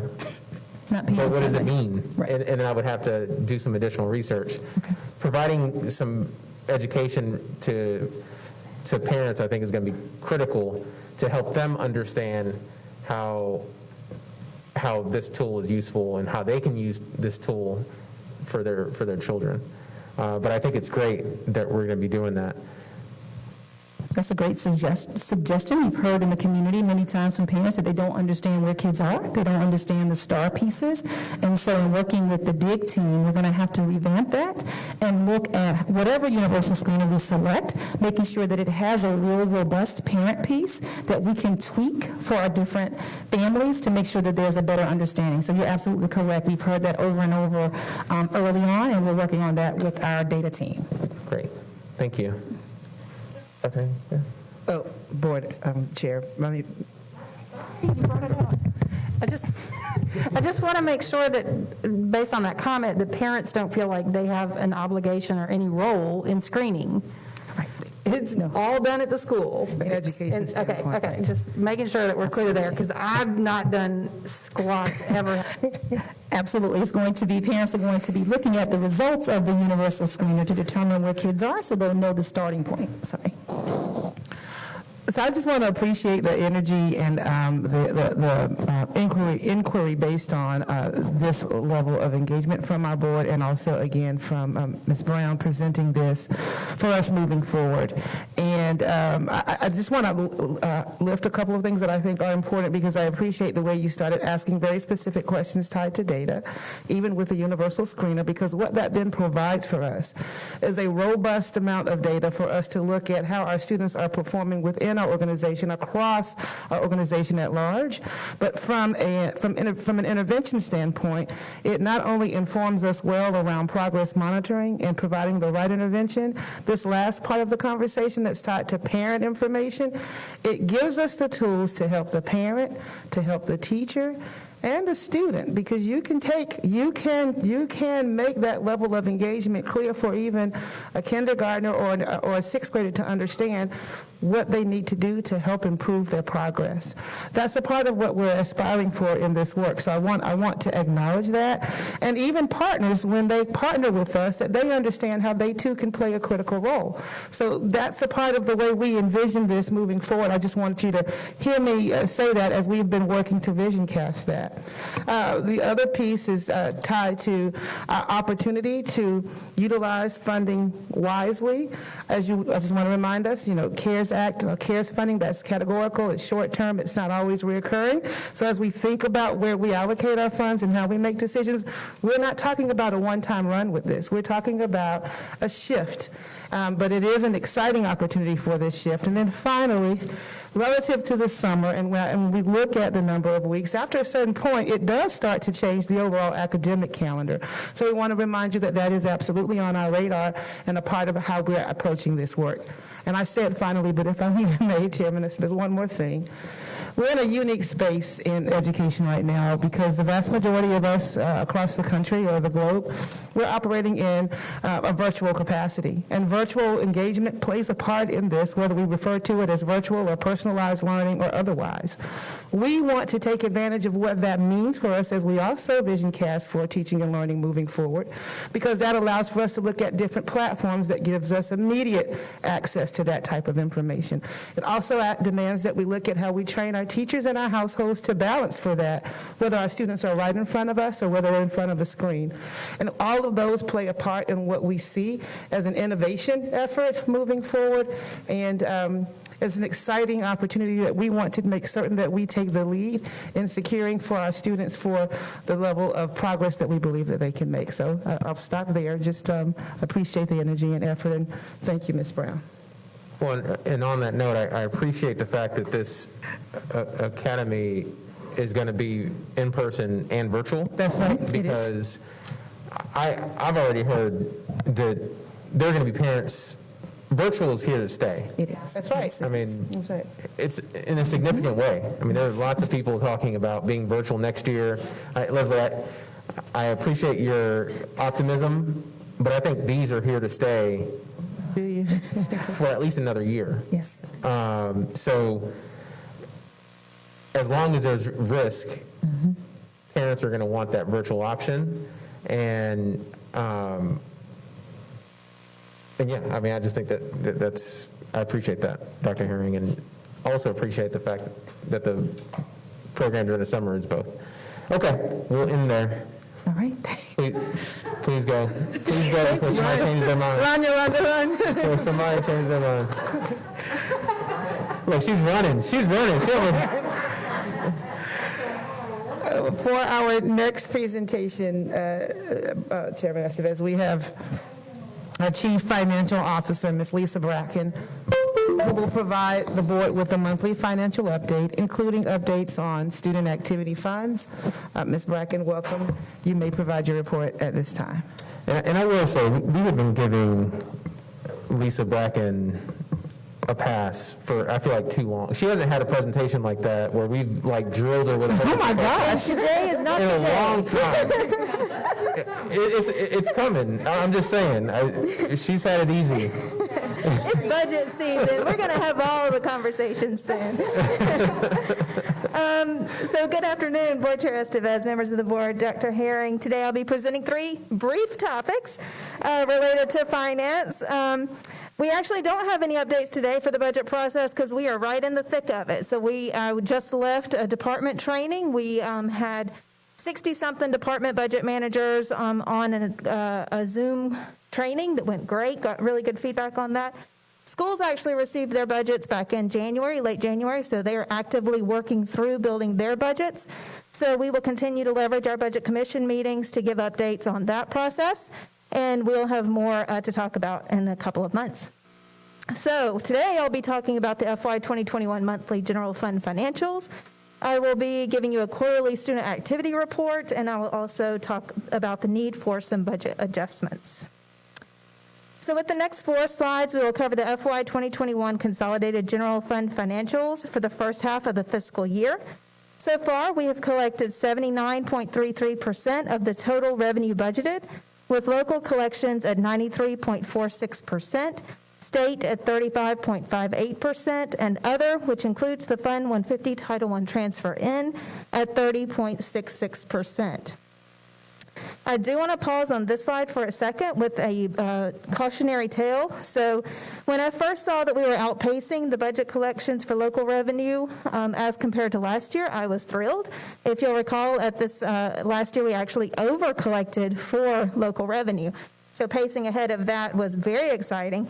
But as I always say every month, the timing of collections matters. And so I actually looked on Friday, and we're right dead even again. So there was a big lump sum payment that came in at the end of January, at the end of December last year, or at the end of December this year, that came in January last year. And so we have caught up, and local is just on pace, so which is perfect. You know, that's where we want to be, but we are not pacing ahead as this slide indicates. The state is also on pace. We're still doing great with collections. Last year, by the time we had collected a total of 74.38% of total revenue. This year, as of December, we're at 74.38%. On slide 5, we see the budget to actual expenditures so far for FY 2021. We've currently spent 41.29% of budgeted allotments. Spending in all functions is appropriate for this point of the fiscal year. Slide 6 represents the current spending trend for FY 21 against 20. The overall spend is still lagging the previous year. That is because of our current operating model. We'll continue to monitor both collections and spend and adjust as necessary. However, we're hoping if there is any cushion in this budget that we can repurpose to invest in some of these intervention and summer programs that we've just talked about. Detailed financials can be found in agenda item 11.03. On slide 7, you'll find the summary for the FY 21 second quarter student activity funds report. So far, revenue exceeds expenses at $770,000 and $740,000 respectively. The detailed report can be found in agenda item 11.05. We do have the need for some budget adjustments for this month.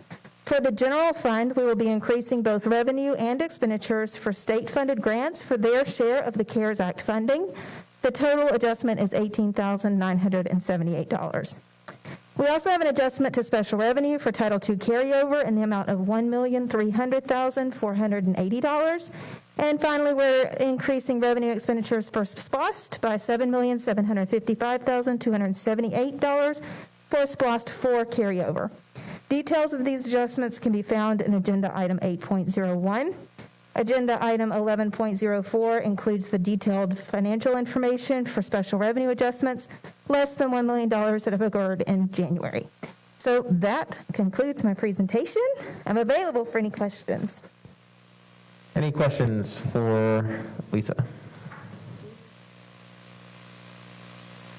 Boo. I have a question.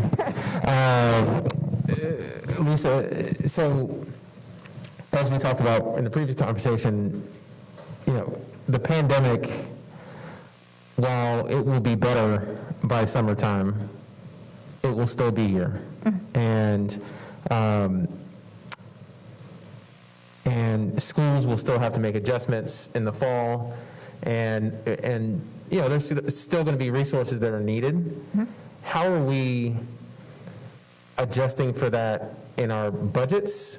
And I think it'd be helpful for our community to see in the future, not now obviously, but in the future, as we go through the budget meetings, just how we're preparing for next school year as far as resources on top of what our schools normally get.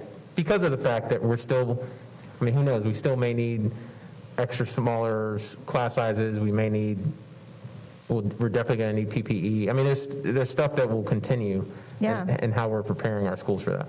Absolutely. So we actually had a great conversation in senior cabinet this morning where we were teeing up that process for cabinet to review the FY 2022 budget request and really thinking about all of the different funding sources strategically. So we do have general funds. We don't anticipate any significant decreases in revenue next year. So we expect some stabilization in the revenue streams, which, allows us to do some recurring investments with a recurring funding stream. And then really thinking strategically about those hopefully short-term, one-time investments that we can leverage CARES Act funding for and any other funding sources that may become available to us. So it really is thinking more so. We always do that. We always try to think about how we leverage all the funding sources and maximize each one of those. But now more than ever, that's really crucial to think about not only the immediate pandemic, right? We talked about this morning. And cabinet, we've been kind of playing whack-a-mole for 9-10 months now, putting out fires, but there's a real opportunity to think about the strategic plan we have in place, our equity work that we're doing, and looking at how all of these funding sources work together to achieve all of those goals. Thank you. And I knew Ishay was going to ride with me. Go ahead, Ishay. She has a question. She has a question for you. Oh, God. Thank God it's my birthday month, but just really quickly, clarifying question on the SBOS adjustment. So I know the $7.75 million, and I looked at item number 8, I think it's 8.01 for approval tonight, and it just can you give us a breakdown? I know it says maintenance and operation, but then looking at December's SBOS report, just seeing some of the variances there. Can you give us a breakdown of what that $7.7 million? So I'll have to get to you the details of how those funds will be used, so I don't have the expenditure breakout right now. But basically what those dollars are for is as we do our annual year-end closeout process, we were able to tease out SPLOST funding that was still earmarked for SPLOST 4 as separate from SPLOST 5. And so we loaded a budget that was only SPLOST $5 at the beginning of this year. So we had this unspent SPLOST 4 that we just want to load the revenue and expenditure budget for so that the operations team can start thinking about how to use those dollars up as well. So we want to spend down SPLOST 4. We still have recurring money that was collected then. So we're spending that down as we also think about prioritizing SPLOST 5. Okay. So I guess my question would be, and probably a follow-up, probably more for Mr. Hoskins, I guess will we have another meeting in regards to allocation of those dollars? Because, and just coming back from past meetings where I know we've taken money from, savings from other projects, moved it around to complete other projects, taking dollars from other projects and moving around. So we have this, I don't know if it's an access of funds, there'll probably be an opportunity to at least recoup some of those savings for some of the projects we probably, that we reprioritize. So just wanted to get some clarity on that. Thank you, Mr. Hoskins. I appreciate that. You're welcome. Good afternoon, board. No, those funds have already been accounted for. We knew that those funds at the end of last year would be coming over to SPLOST 5. So that funding is already anticipated in the current budget and projects that you see on the SPLOST list. So they are not extra funds or funds that we had not anticipated.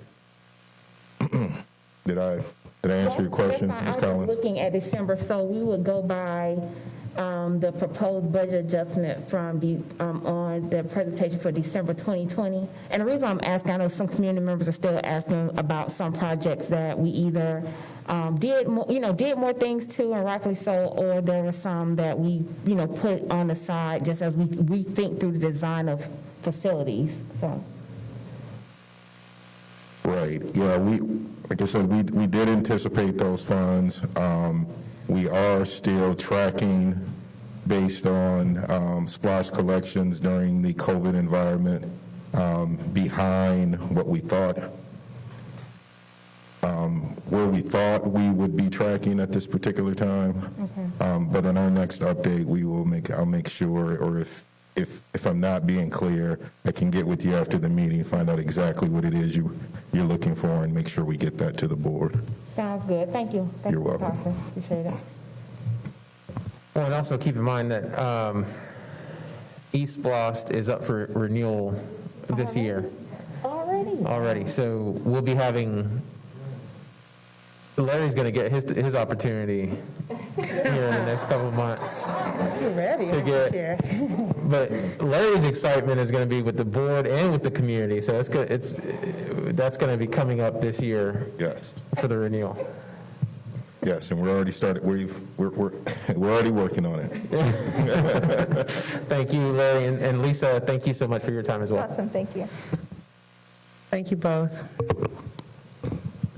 For our next presentation, Dr. Katika Lovett, Assistant Superintendent for Student Services, will join me for the most current Return Plus Learn update, which includes a report on our COVID-19 mitigation strategy.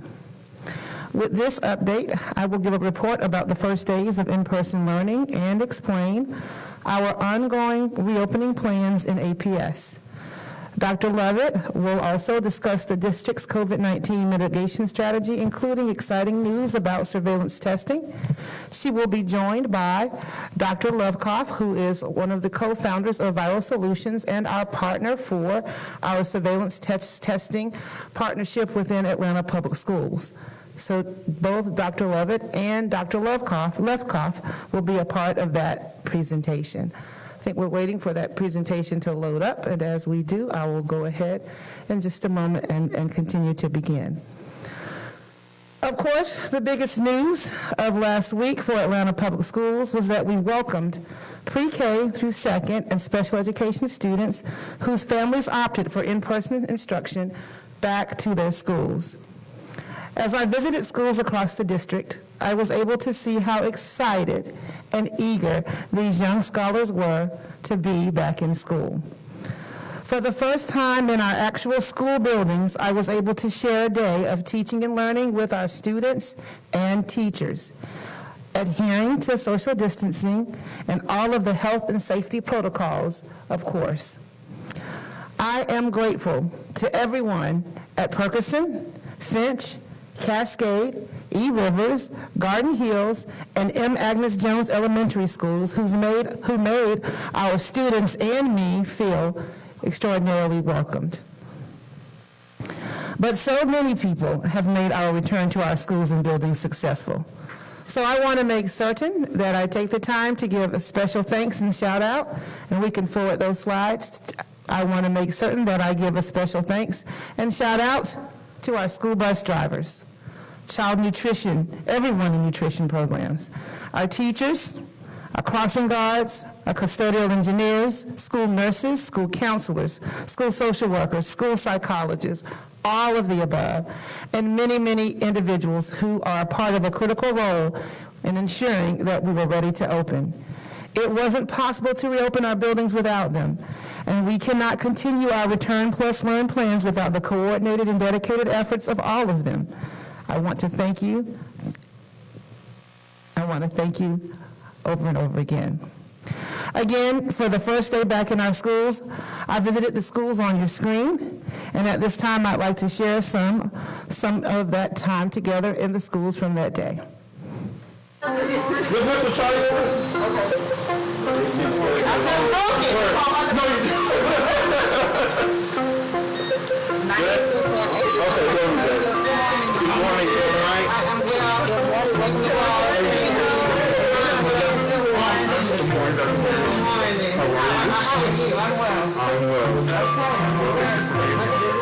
January 25th represented our official first day back for those families who elected to do face-to-face instruction for the remainder of this school year at this time. This past Monday, I had the pleasure of meeting many of our scholars, our staff, our teachers, and families in schools as they returned for the first time in our buildings since we've entered the pandemic. These last 2 months have been complicated, complex, and unprecedented for all of us. It was very important for me as superintendent to be not only physically present, but able to engage and talk with our staff, with our scholars, and with their parents. I thought it was important that they were not only able to see and engage with me, but that we could reassure them of our commitment to their safety and their well-being. I also understand that as we move from day to day, it is critically important that we do all that we can to keep them informed as well as protected. There were 2 significant takeaways during our time in our school buildings. First and foremost, I am very clear. Learning has been taking place in Atlanta Public Schools. Even our youngest scholars were already connected. Although there's those who were virtual, those who were face-to-face had found their rhythm inside their new classrooms. Teachers saw that, and I saw that. Most importantly, I'm also very proud of the work and effort of our full division of operations and principal leaders, because our schools were ready to receive our students, and they were ready to support our teachers. We have miles to go in this process. It is still unprecedented, but my best takeaway is that Atlanta Public Schools remains committed to doing what is best, what is right for our teachers, for our students, and the families that we serve.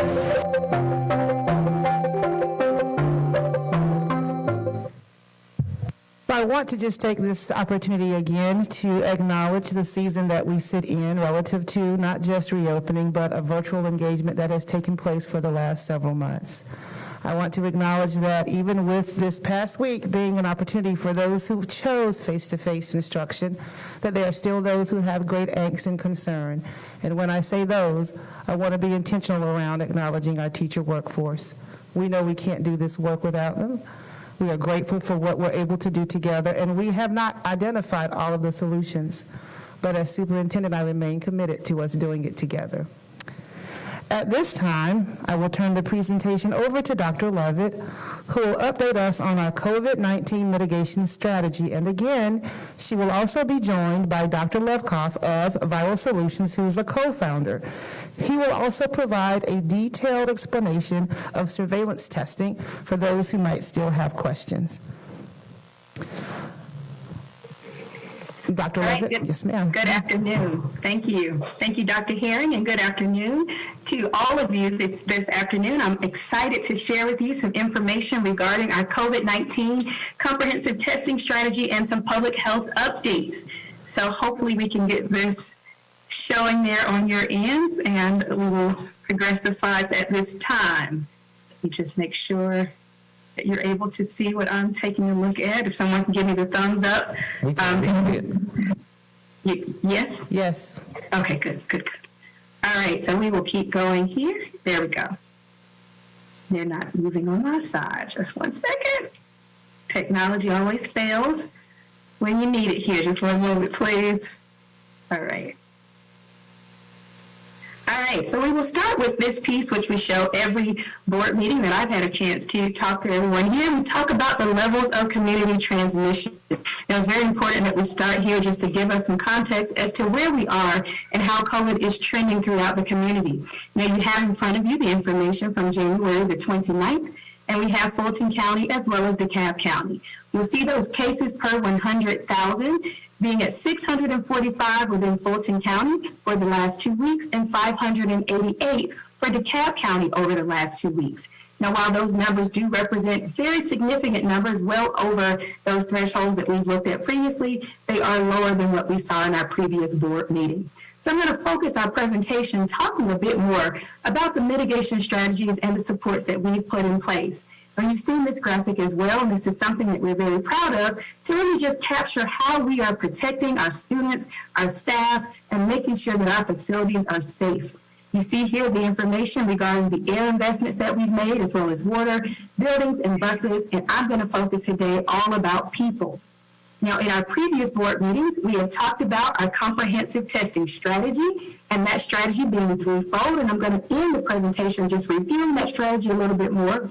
We've also talked about PPE and our investments around PPE, as well as screening measures and practicing all of those social distancing guidelines and other recommendations from the Centers for Disease Control, as well as limiting class sizes and the number of people that are in our buildings. But today, I'm excited to share with you another piece of our strategy that's all about protecting our people. And that strategy is surveillance testing. So what is it?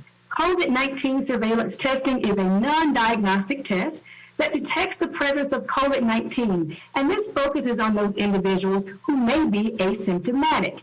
Now, you may recall from our previous presentations, our COVID testing strategy focused on those individuals who were presenting as symptomatic and making sure that they had access to testing. Well, this is all about the other side and making sure that we are screening individuals and looking for those cases in which we may have some individuals who are asymptomatic. Now, here we have some of the benefits, and those benefits include early detection. This gives us an opportunity to find those individuals who are positive so that we could limit the spread of COVID-19 in our schools and buildings as we return to that in-person learning and working environment. It also gives us the opportunity to get more rapid results. We can notify impacted individuals and get them to those proper quarantine situations or isolation, or they can make the necessary referrals to their healthcare providers. This allows for our parents as well as our staff to then make some informed decisions prior to heading into school or heading into the workplace each day. So where does the testing take place? Now, it's important to note for surveillance testing, the test will take place at the school site for our students and at the work site for our employees. This will include district offices as well. Now, it's important to note this is not mandatory testing. It is consent-based. It's very important to note it's consent-based. So we will be offering our parents the opportunity to have their students to opt in, as will staff. Now, while it's not mandatory, I do want to say that we are strongly encouraging participation. I'm excited that we're going to have our presenters come on in just a moment. I'll introduce them. We'll talk a little bit more about surveillance testing, and we're going to continue our efforts towards getting as many people as possible signed up and participating in this opportunity so that we can really make sure that we're controlling how COVID is either spreading throughout our environment or hopefully we are mitigating that spread throughout our school and throughout our workplaces as well. The electronic forms are something that we're going to be giving out to students as well as to staff persons. So you see the dates listed here for when we want to start sending them home. We're actually going to start sending them home as early as today for our elementary students. So parents will start hearing about surveillance testing as early as today. And you'll see that's going to be followed by other grades as we continue to receive students in the in-person learning environment. Who will participate? I did mention here that it's for students and for staff, both school-based and district offices. And everyone will be offered the opportunity to test. Again, it is a consent-based testing option.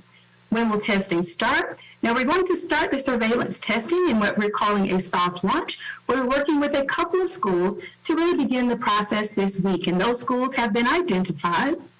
I'll share that list once we get to the end of the presentation, and we'll go back through a few things in just a moment. But we will be doing a soft launch, and the purpose of the soft launch is just for us to get an idea to see how things are rolling out in schools. We want to look for what are those major questions that arise, give parents an opportunity, give staff an opportunity, so that when we get ready to roll it out through the whole, we are set and to go to respond to any of those things that may come up as we move to our larger student population and our staff.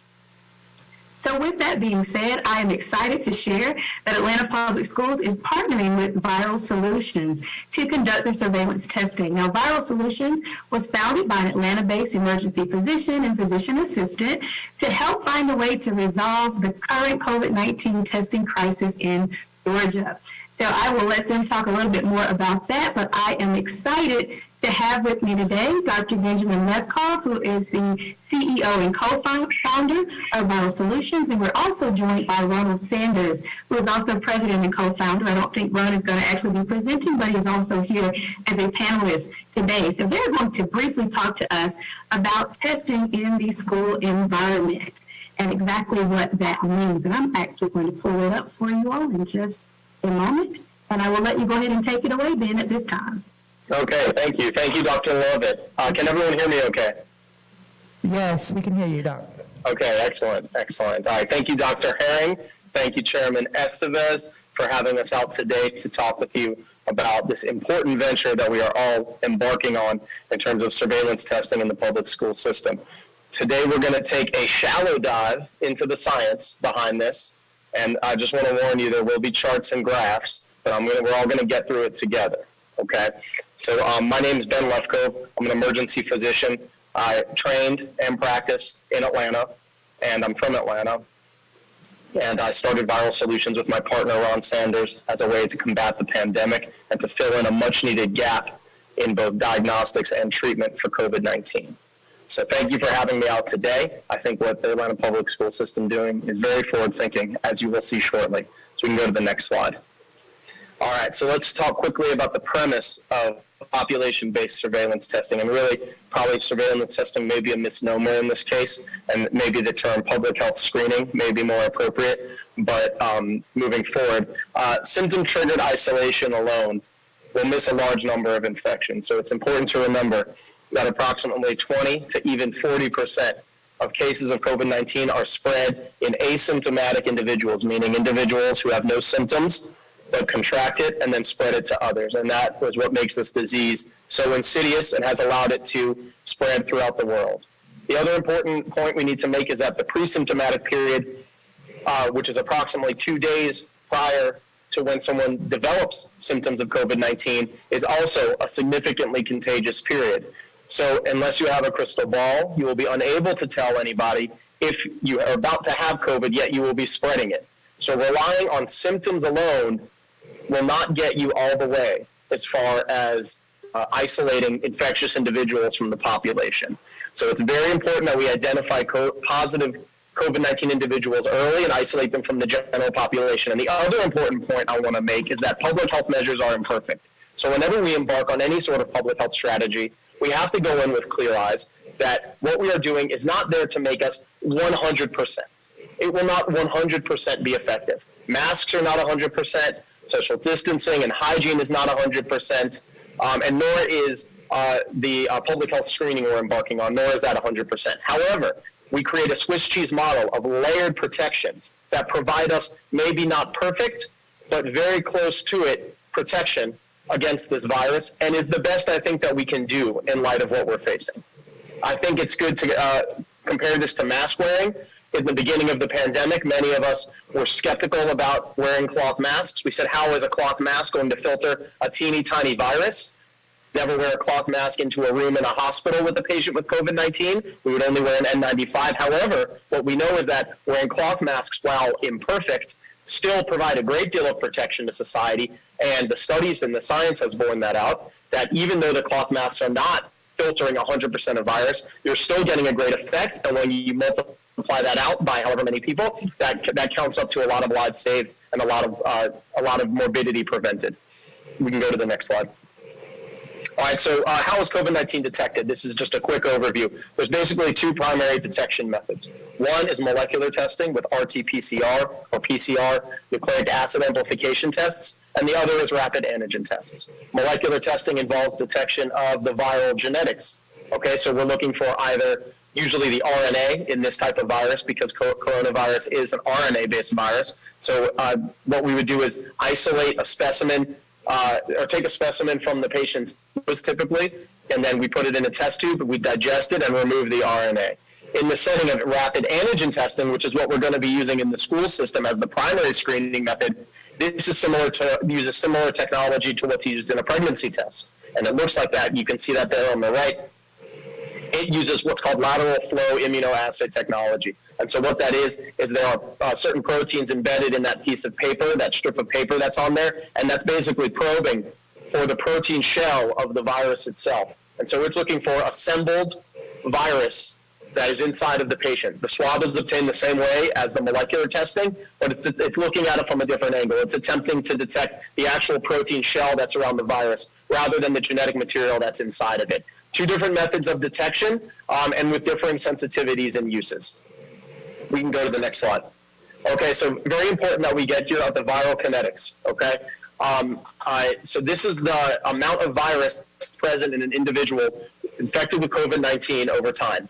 And so it starts off with just a few copies of virus in the system, slowly replicating. And bear in mind that viral replication is exponential. So you'll go from 1 to 2 to 4 to 8 to 16, et cetera, until you reach many billions or many even trillions of copies of virus in the individual. So the threshold for detection for the tests is different. And you may have seen this in the news when reading articles, sometimes sensationalist articles, about RT-PCR versus rapid antigen testing. And what's important to note is the different uses for it. And that's what we're trying to get at with this, is that there's a different use. It's a different tool. Diagnostic testing, RT-PCR is the appropriate test. Public health screening, antigen testing is the appropriate test, and I'm going to show you why. So the viral kinetics in an individual, with a low sensitivity test, we can detect at approximately 10 copies. That's probably going to be infection day 2 or infection day 3. Very shortly after that, about 24 hours after that 10 copies is present, you're up to 1 million copies. 24 hours after that, you're up to 1 trillion copies inside the individual. And so even our low sensitivity test will be able to detect the presence of virus 1 day later. The other important thing to know is that if using PCR only as your detection strategy, the PCR test will stay positive for many weeks, often after the infection has subsided. What that would lead to is, if you rely on a PCR-based strategy, is isolating individuals from school, isolating students from school who are no longer contagious with the virus. And how does that affect our back-to-school efforts? How does that affect our ability for our teachers to teach when they're being isolated, perhaps, from an infection that may have happened a month prior? So what we want is important information regarding contagiousness out of our public health screening protocol. So we can go to the next the next slide. So why is antigen testing being used in this case? So number one, like I just said, it's important we detect it when it's most contagious. PCR testing does not tell you if the virus itself is contagious. All it does is tell you if there is the genetic materials of the virus present in the body. However, after the infection has subsided, there will still be billions of copies of that genetic material floating around inside of the cells that can still be detected on a very sensitive test like a PCR test.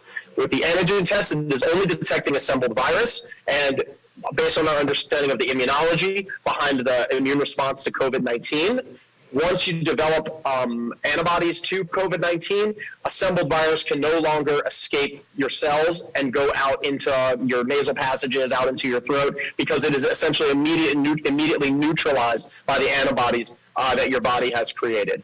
Additionally, RT-PCR testing is very resource intensive. It requires molecular lab techs, it requires specialized labs, and it takes longer than antigen testing. Rapid antigen testing we can do at the point of care and have a result within 10 swabbing. If we were to embark on a molecular-based testing approach, it would take us at least 24 hours to get results from our fastest labs. We can go to the next slide. So here we go. So this is from a study published by Michael Mina out of Harvard. And this is a study that actually directly tackled population-based surveillance or public health screening and what the effect of turnaround times is, and really comparing head-to-head RT-PCR versus antigen test, rapid antigen testing. I know this is a little bit in the weeds for y'all, but I think it's really important that the school board understands why we're doing what we're doing so that when questions arise, you're able to answer them and that you're fully informed about why the decisions were made. So this looks at the frequency of testing that is done on, and this is a mathematical modeling, the frequency of testing done based on daily, every 3 days, weekly, or every 2 weeks, and then using a low threshold detection test and a high threshold detection test. And then those little numbers, 0, 1, and 2, is how many days it takes to receive the results. Okay, so let's go to the weekly because we're planning on weekly testing, and we're going to look at the pink test. The pink lines is the RT-PCR line. Okay, that's people who are doing the high sensitivity molecular test. The brown line is the antigen test. That's the test we're going to be using in the public school system. Okay, so let's look at the turnaround time. So when we look at weekly with the brown line, we're not going to be doing self-isolation. Self-isolation would be if after every swab we told the student to isolate until we get results. Okay, because we're not doing that, because we're doing this in school while the students are going about the regular day, they're already not sick, they already don't have symptoms. So the brown line will get us approximately 50% or so infections removed from the population if we do it on a weekly basis. When you compare that to the PCR, if you were to get the PCR 1 day later, because those infections that we were detecting will now be spending the day infecting others over them, you lose the sensitivity that you would get. You lose the infections removed because you're generating new infections by delaying the amount of time it takes to isolate that individual from the population. So we actually see, interestingly, superior performance from the antigen test when compared to the RT-PCR test when you are getting results immediately versus in 24 hours. And I will tell you that it is challenging even to get results within 24 hours. We fight to keep result time within 24 hours at Viral Solutions, but it's a constant struggle. And if you were to lump on an entire school system population, it would certainly grind down all of the commercial labs in the area and with their ability to turn these tests around in that amount of time. What you can see at the beginning of this is how much more effective it is the more frequently you test. And that's really where you get the leverage on antigen testing, is that you can ramp up your frequency very quickly in a much more affordable and rapid manner. You can go to the next slide.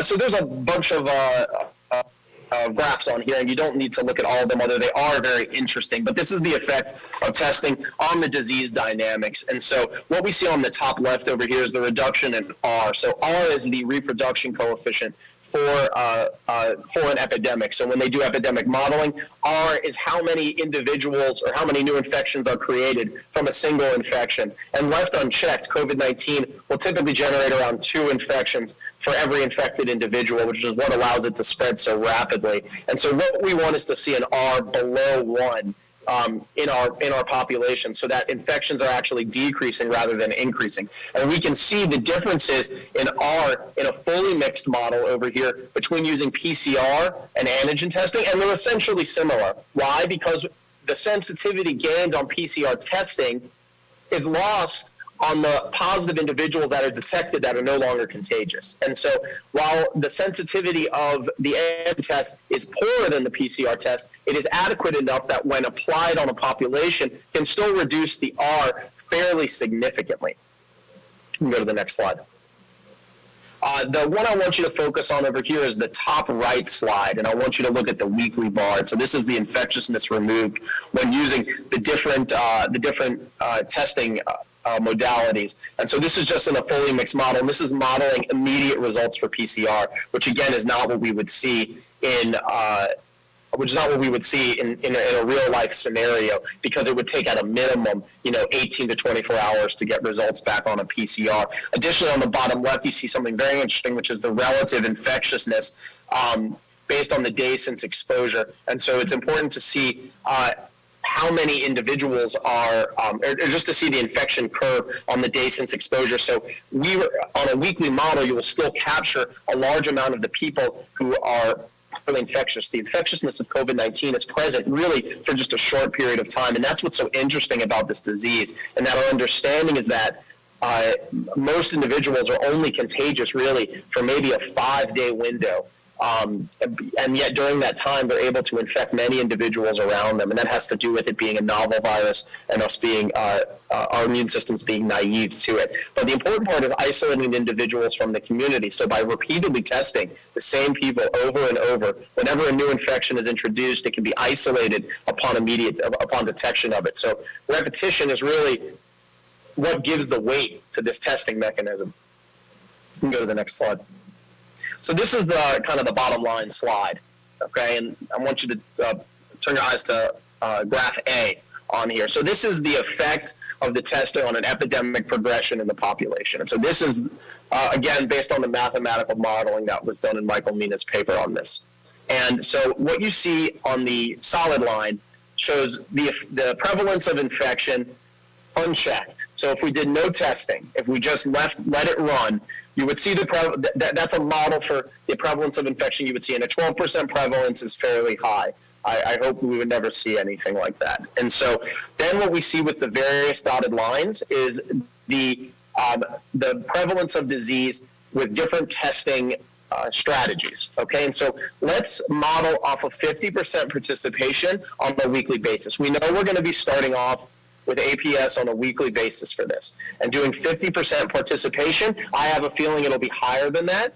But just going off of a 50% participation, what we would see with any model would be when you have new groups introduced to each other, you will see an immediate gentle increase in the amount of infections, and then you see a decrease and a blunting of it. So this is decreasing by about 58%. The amount of infections in the population just by testing half the population on a weekly basis. If you increase that participation to 75% on a weekly basis, now you're looking at potentially a 38% decrease. And you can see those lines start trending closer and closer down to zero. As we get down in that 2% prevalence rate, right, you're getting very low amounts of infection present in your population. And so we get a lot of effect by repeatedly testing individuals and going back in and testing hotspots and pulling out the infected. Continually pulling the infected from the population is what keeps your reproduction low and enables us to kind of safely congregate in a school environment through frequent testing. And so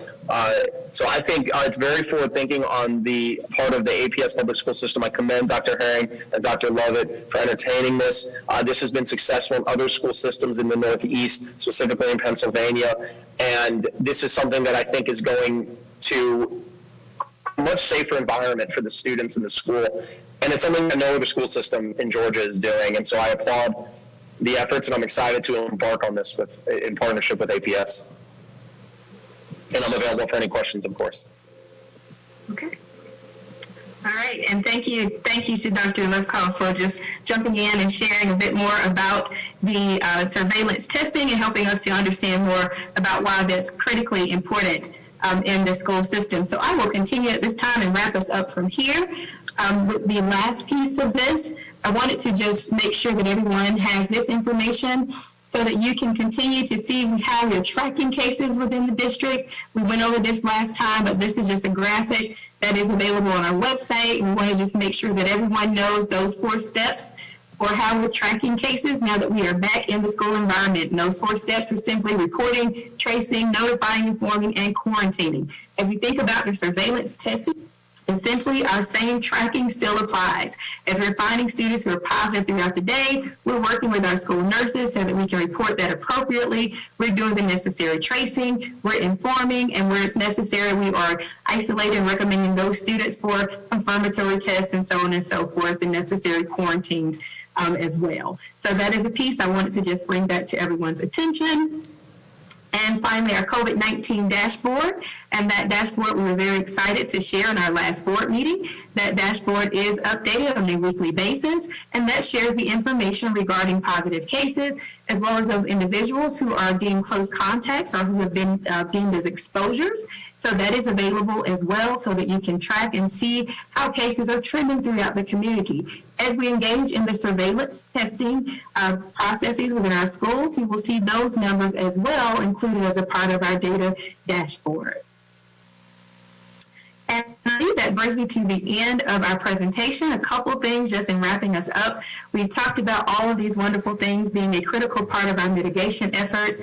I want to just remind you of our comprehensive testing strategy, and the surveillance testing is just the final piece. But in our previous board meeting, we talked about our school-based health clinics. I want to just share for the good of the community that information is available on our website. We have listed the contact information as well as the hours of operation and all of the info in terms of receiving that testing. I'm also proud to say that our flagship testing site at Douglas is on the way as well. That launch date has been posted. It is February the 22nd, as well as our partnership with CORE, which offers the testing at home, at school, or in the workplace.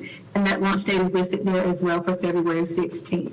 So with that, we have concluded the presentation today, and I will turn it back over to you, Dr. Herring, at this time for any final questions and answers related to the presentation. Thank you.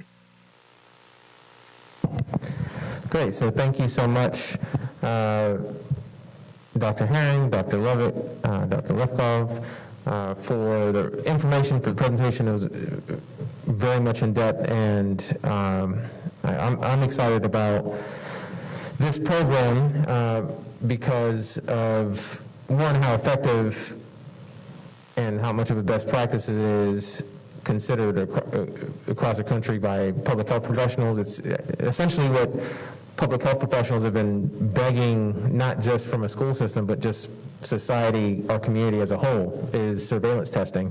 And the fact that Atlanta Public Schools is doing it is significant. And the fact that we're the first school system in Georgia to do it is significant as well, although I hope that we are not the last.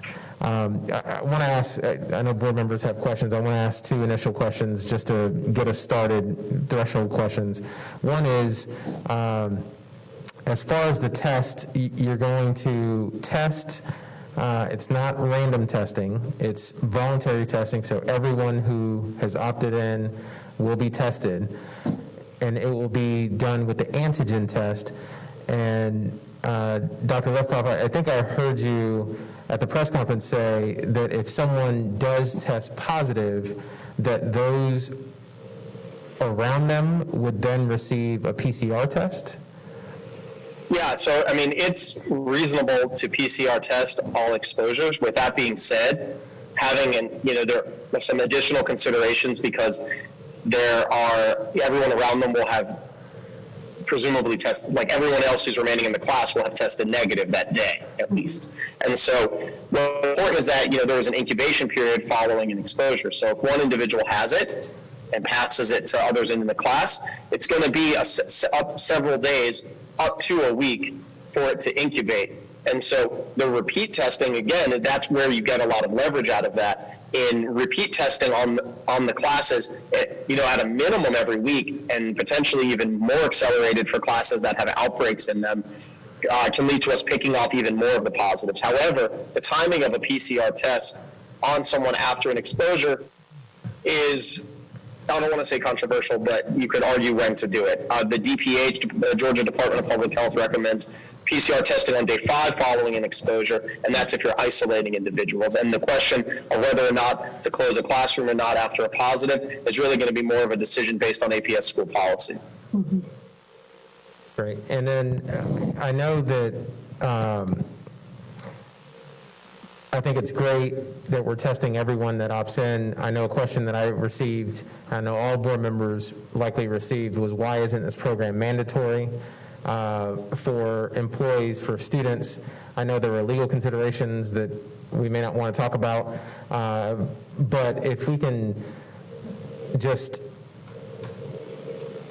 make that clear, but also explain the efforts that will go into our schools, encouraging and strongly encouraging all employees and all students and all parents to fill out these consent forms so that we not only get 75% participation, but we get 100% participation. Because I think on that graph that you showed, Doctor, 75% participation dropped it by 38% or reduced it down to 38%.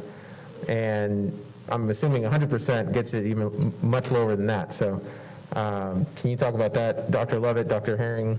Yes, I'll start, Dr. Lovett. And so at this juncture, it is voluntary, but we are strongly encouraging both from the employee standpoint as well as from a family decision standpoint for participation.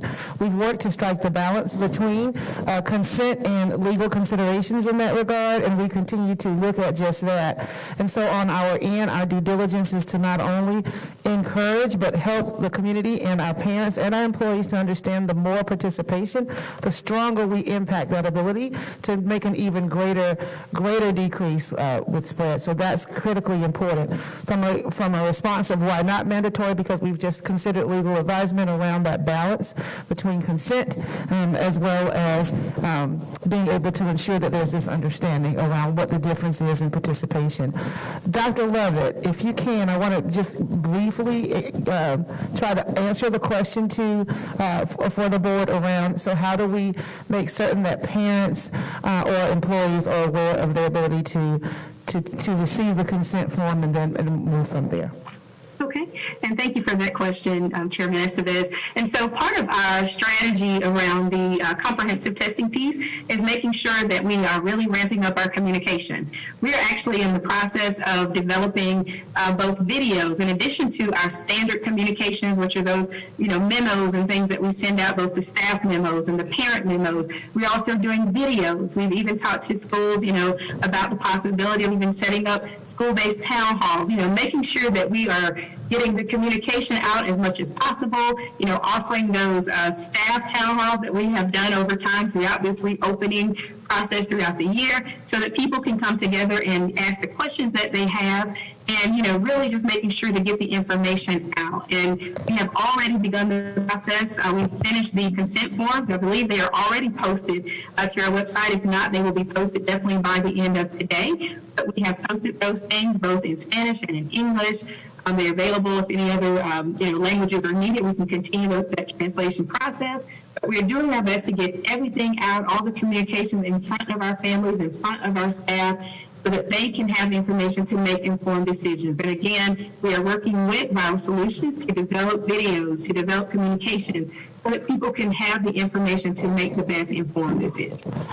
And if I may very quickly, I just want to acknowledge the 8 schools for which we are doing the launch that starts this week, even today, in terms of communication and pushing out the consent forms. Leadership matters significantly and helps dramatically with that opportunity to ensure that our staff and that our parents are well informed. I want to appreciate the leadership at Brandon, Burgess, Barack and Michelle Obama, Cleveland, Humphreys, Hutchinson, M. Agnes Jones, and Smith Elementary Schools, because those are the 8 schools in which we are starting out the launch. And as a reminder, we will then scale beyond that to add on throughout the course of the next several weeks all of our schools in which we will have those who are being tested, those who have opted to do face-to-face instruction, and the staff members who are present in the building.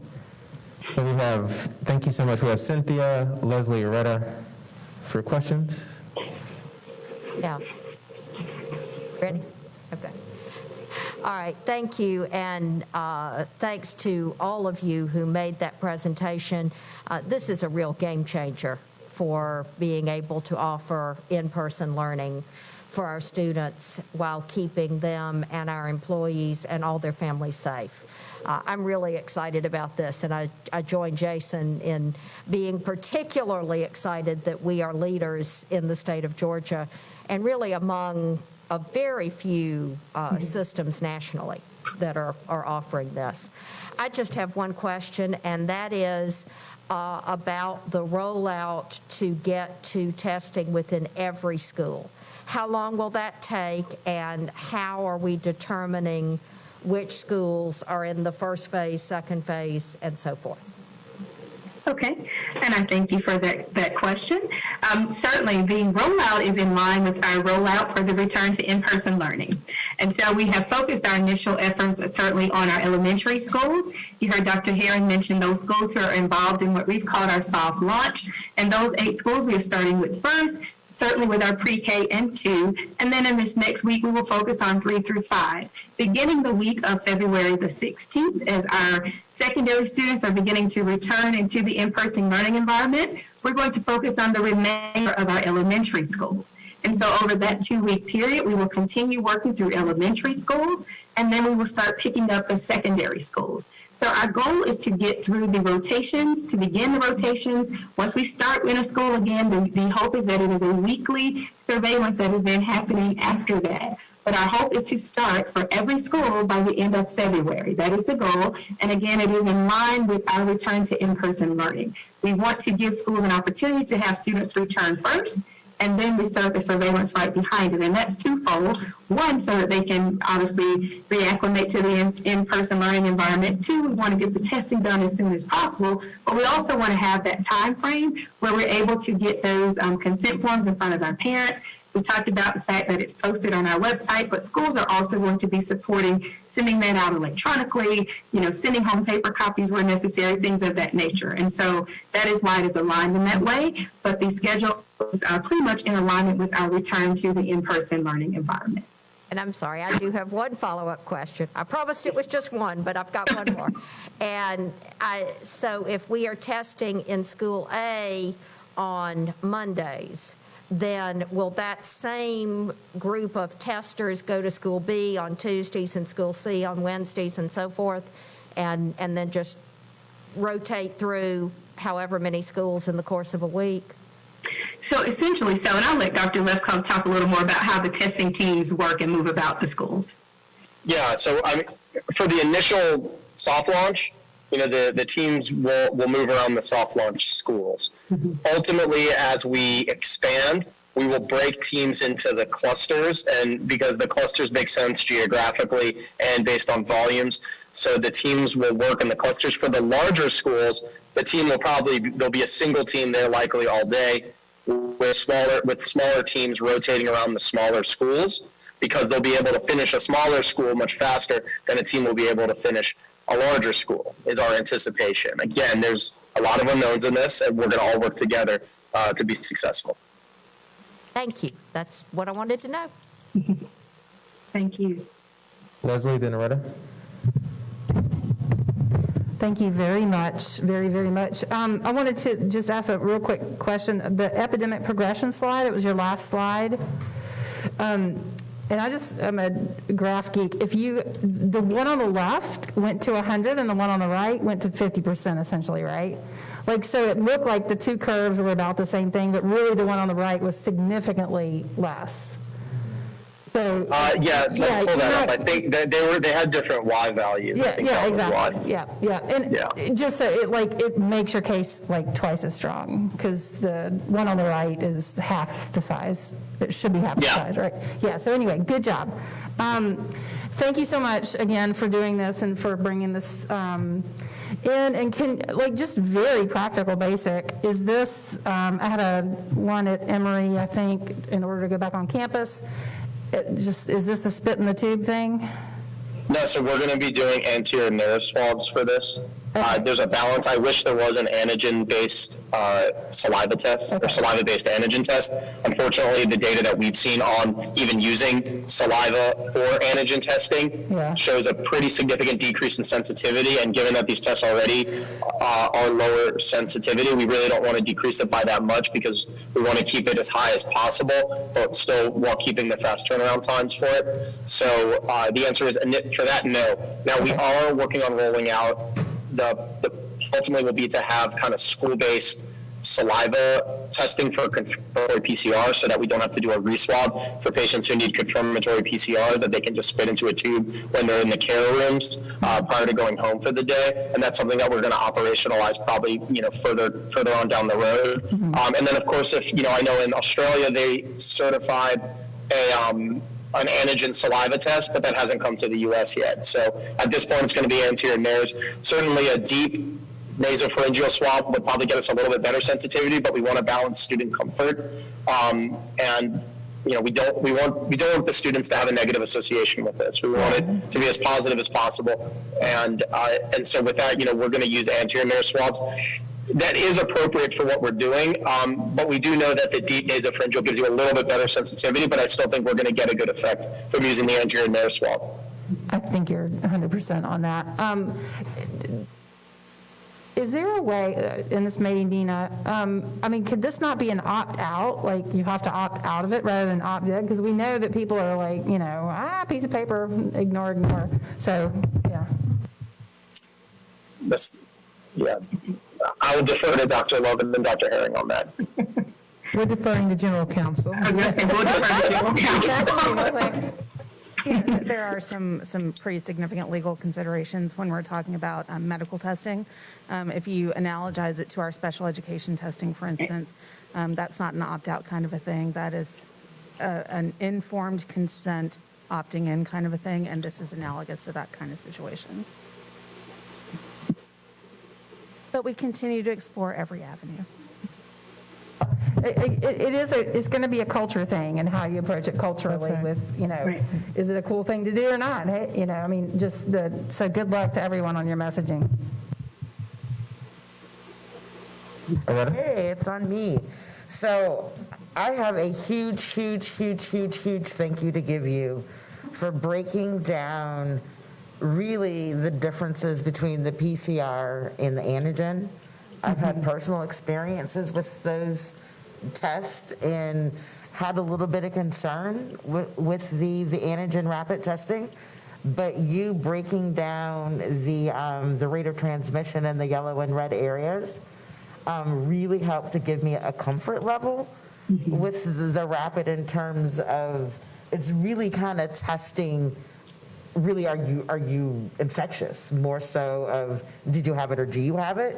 And I really encourage us to take the portion of this meeting where he breaks down what we're doing and why we're doing it, and we condense that into a shorter video that people can access and view so they too can see from an expert why we're doing it this way, why it makes sense, and the science behind it. That was game-changing to me, so thank you for that. My question is around the dashboard. So right now it's self-reported, but when we have this, we will have our own data to add to this, both from surveillance and for the testing that we're doing in school. So is the plan to break down the dashboard in terms of self-reported numbers, surveillance numbers, whatever, and then possibly add a percentage of the population that's in person that is participating in that testing?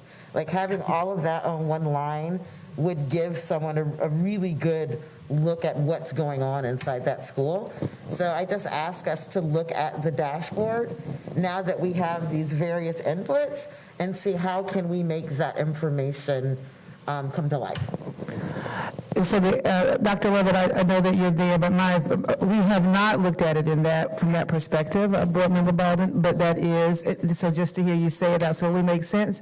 That's something we will take back and entertain. I do want to acknowledge, even as we've had this first iteration of bringing together the data and now analyzing it and verifying it because it is self-reported. So when I use this next word, I don't even know if it's the right one. I hope it's not the wrong one. I know that is a laborious task for health services, and we want to make certain that we have the capacity and the efficiency to get that done so that it still is launched as we've expected. I will take that as a request, and Dr. Levitt, I don't know if you want to respond at all to that, but that's not an unreasonable request. I just want to see our capacity to get that done efficiently. Did we lose Dr. Levitt? No, I'm still here. Okay. Yep.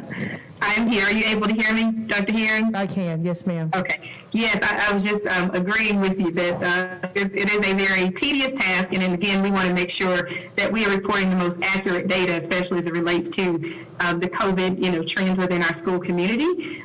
It is something that we definitely can take into consideration, and ultimately, our goal is to continue to expand and grow our dashboard.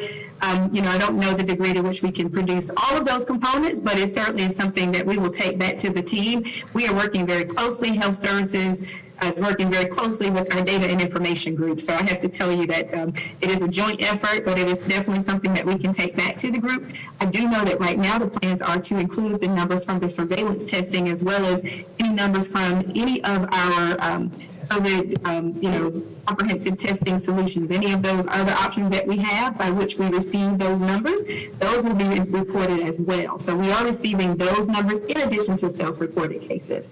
But in terms of the additional breakdown, that's certainly something we can take back to the team to explore for the future.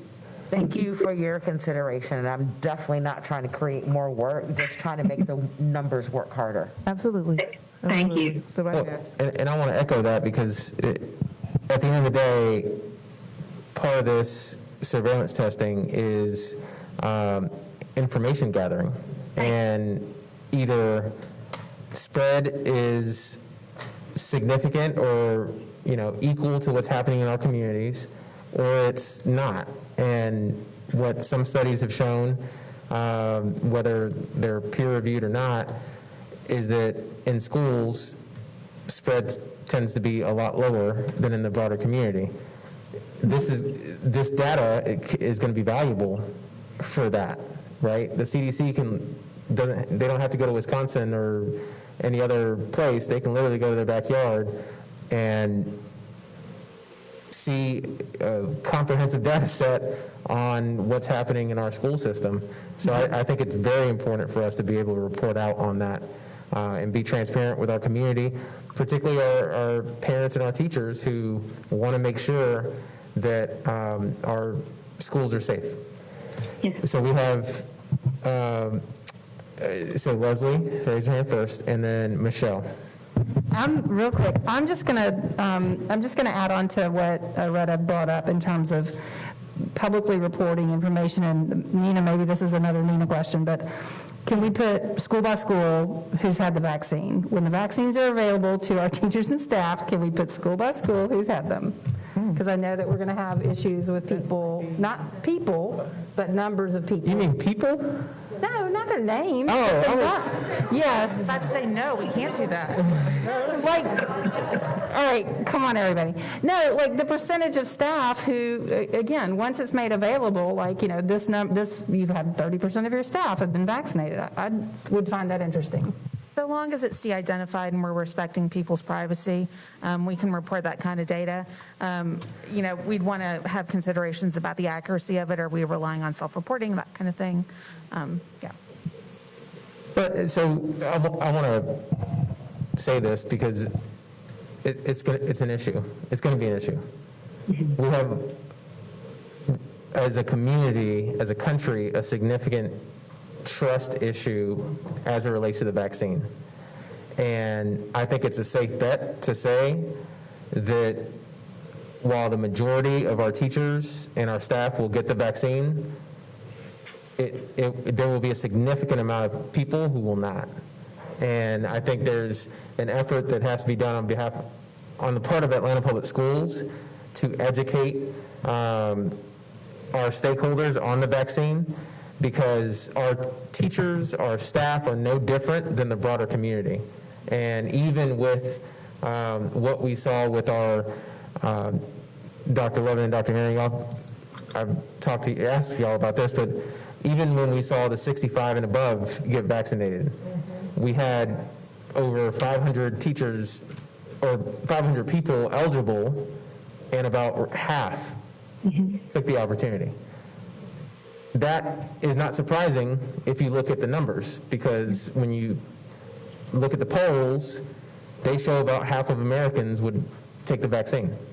Right. So I think, not directly on point with your comment, but we need to be cognizant of that as we approach the rest of the school year, in that not everyone's going to be vaccinated for very good reasons that they have, that as a community, as a country, we have to address one way or the other.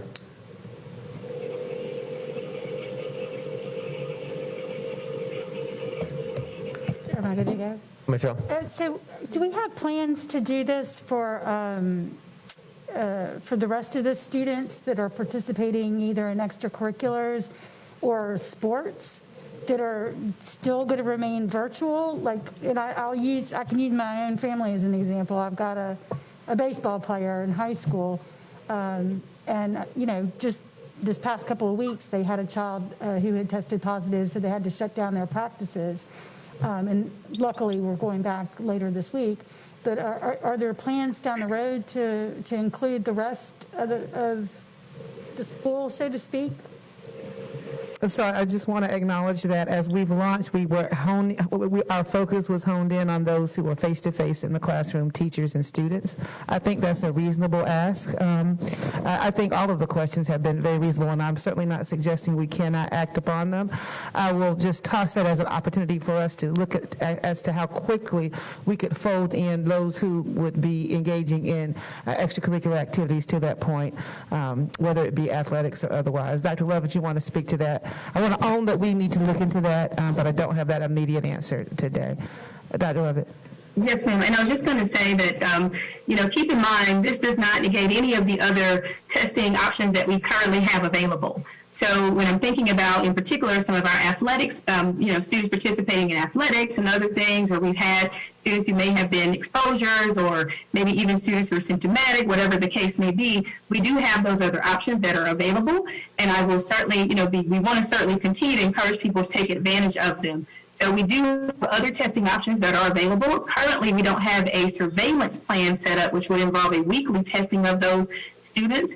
But any child, whether you're in a virtual environment or if you're even in an in-person environment, any child within Atlanta Public Schools has the opportunity to take advantage of our COVID-19 testing that's available throughout the district. And currently, like I said, that is in our school-based health clinics. Currently, it is going to be in our flagship site at Douglas, which is a drive-up and a walk-up location, and eventually with the CORE program, which involves coming to your house, coming to the school, whatever the case may be. So we do have lots of options that are still available for anyone throughout the APS community, not just this surveillance piece, which is looking at the asymptomatic, individuals and the progression of the virus within the in-school environment.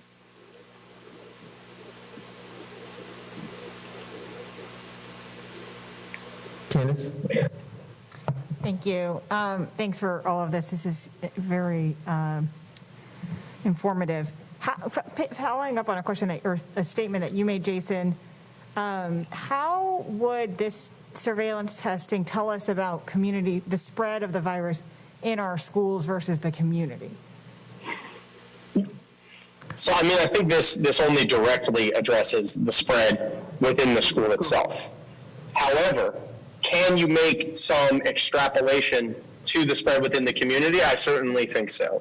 How will it essentially mirror what is going on in the community? Well, if you were to start with all students being at home and bring them in, you would expect it to mirror at that time zero, you would expect that to mirror what's present in the community.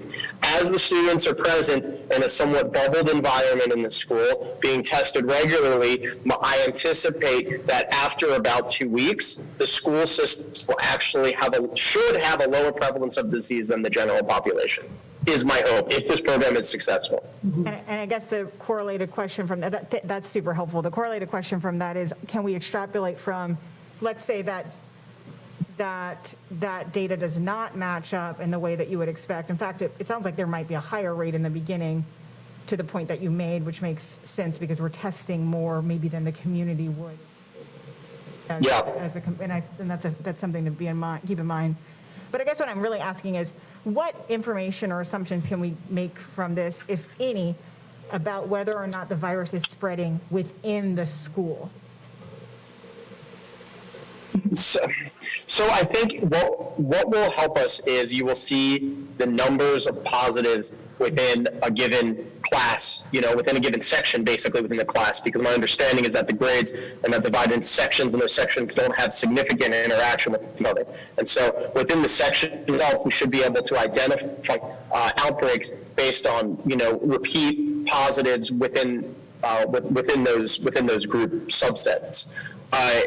As far as identifying outbreaks or pulling or the decision to close classes, we're going to have to work in conjunction with the schools, school's public health and health services, essentially, to determine, is this going to a point where it's not just a one-off infection, but there's actually infection spreading within the school itself, because we have to differentiate between infection that's coming from home and infection that's coming from inside the school. And it is tricky to differentiate those two from each other, and that's where contact tracing comes into play. The fact that we're going to be testing so extensively in the school is going to help a lot in determining, in the contact tracing process, because we'll be able to determine everybody around them who actually has infection. Bearing in mind, and I want to touch on one point, is that this is a screening tool. A screening tool will have a screening tool will miss some of the positives. This tool will not detect 100% of the positives that are in there. It is a mitigation strategy. So we will be detecting some of the positives. However, these were positives that if we didn't do it would otherwise go undetected. Right. And that's where the power of it comes in. Thank you. It's the difference between medical diagnostic testing and public health screening. PCR is medical diagnostic testing, and will capture, and is for piecing together why someone got sick, right? And that's why we use PCR in the clinical sense. For public health screening, we use a tool like this because it's more rapid and enables us to identify masses of individuals, and instead of working on an individual person-to-person level.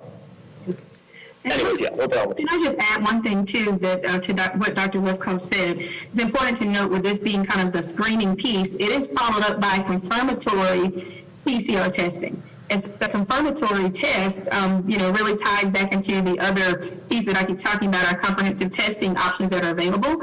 The flagship site that we're running over at Douglas, actually Viral Solutions is still a partner in that work as well. So there will be students for whom, if they're not getting a confirmatory test at the site of the rapid test there at the school, they may go over to one of those sites and even get another test, so that we can try to really look at, what is the nature of the disease, what was the cause for it, all those other things that he talked about. So we're really trying to put together a comprehensive approach in looking at this. But this is really the surveillance is really more of the mitigation piece, if you look at it that way. I think that's a very powerful way of looking at it. The other piece that's very important in terms of the data, and really to kind of go back to something that Chairman Estevez said, while it doesn't necessarily give us the data to compare are the schools ultimately safer per se than the community, I think it does give us an important piece of data.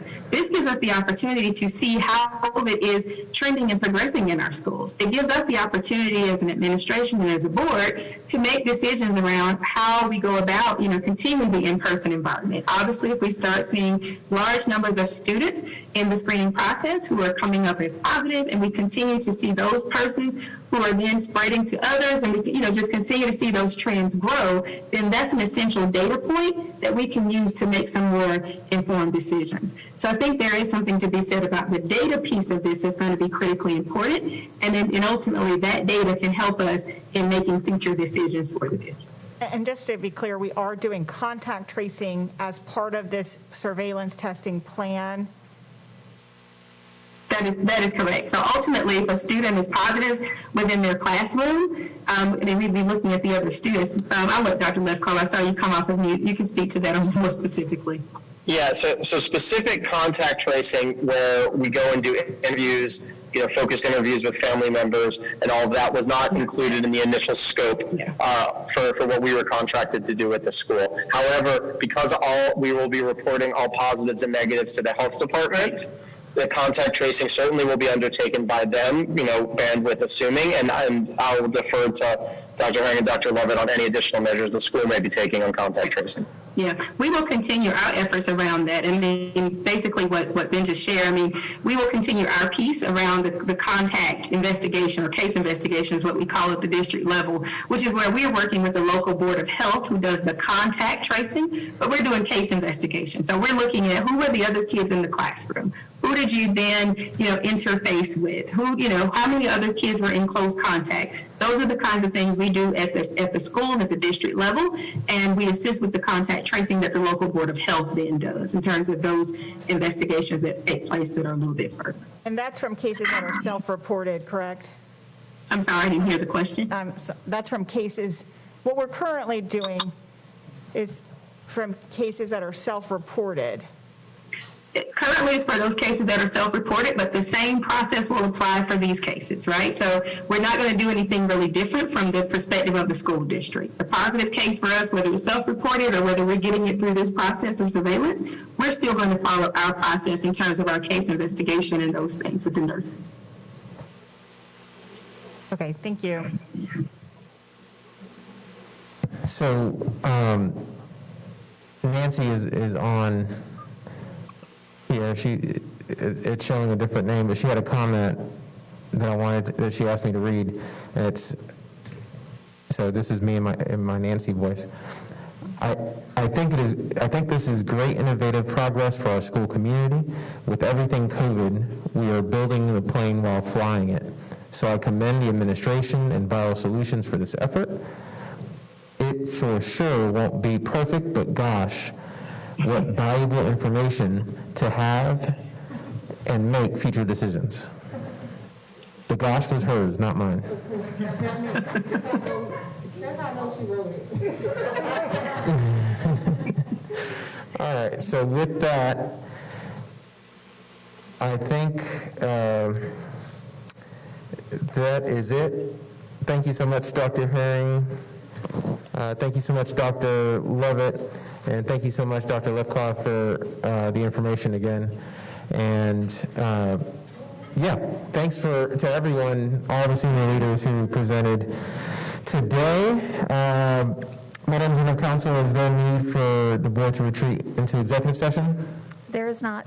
All right, so because there is not, we will break at this point and then come back at 6 p.m. for our community meeting. So with that, let's take a break. Thank y'all.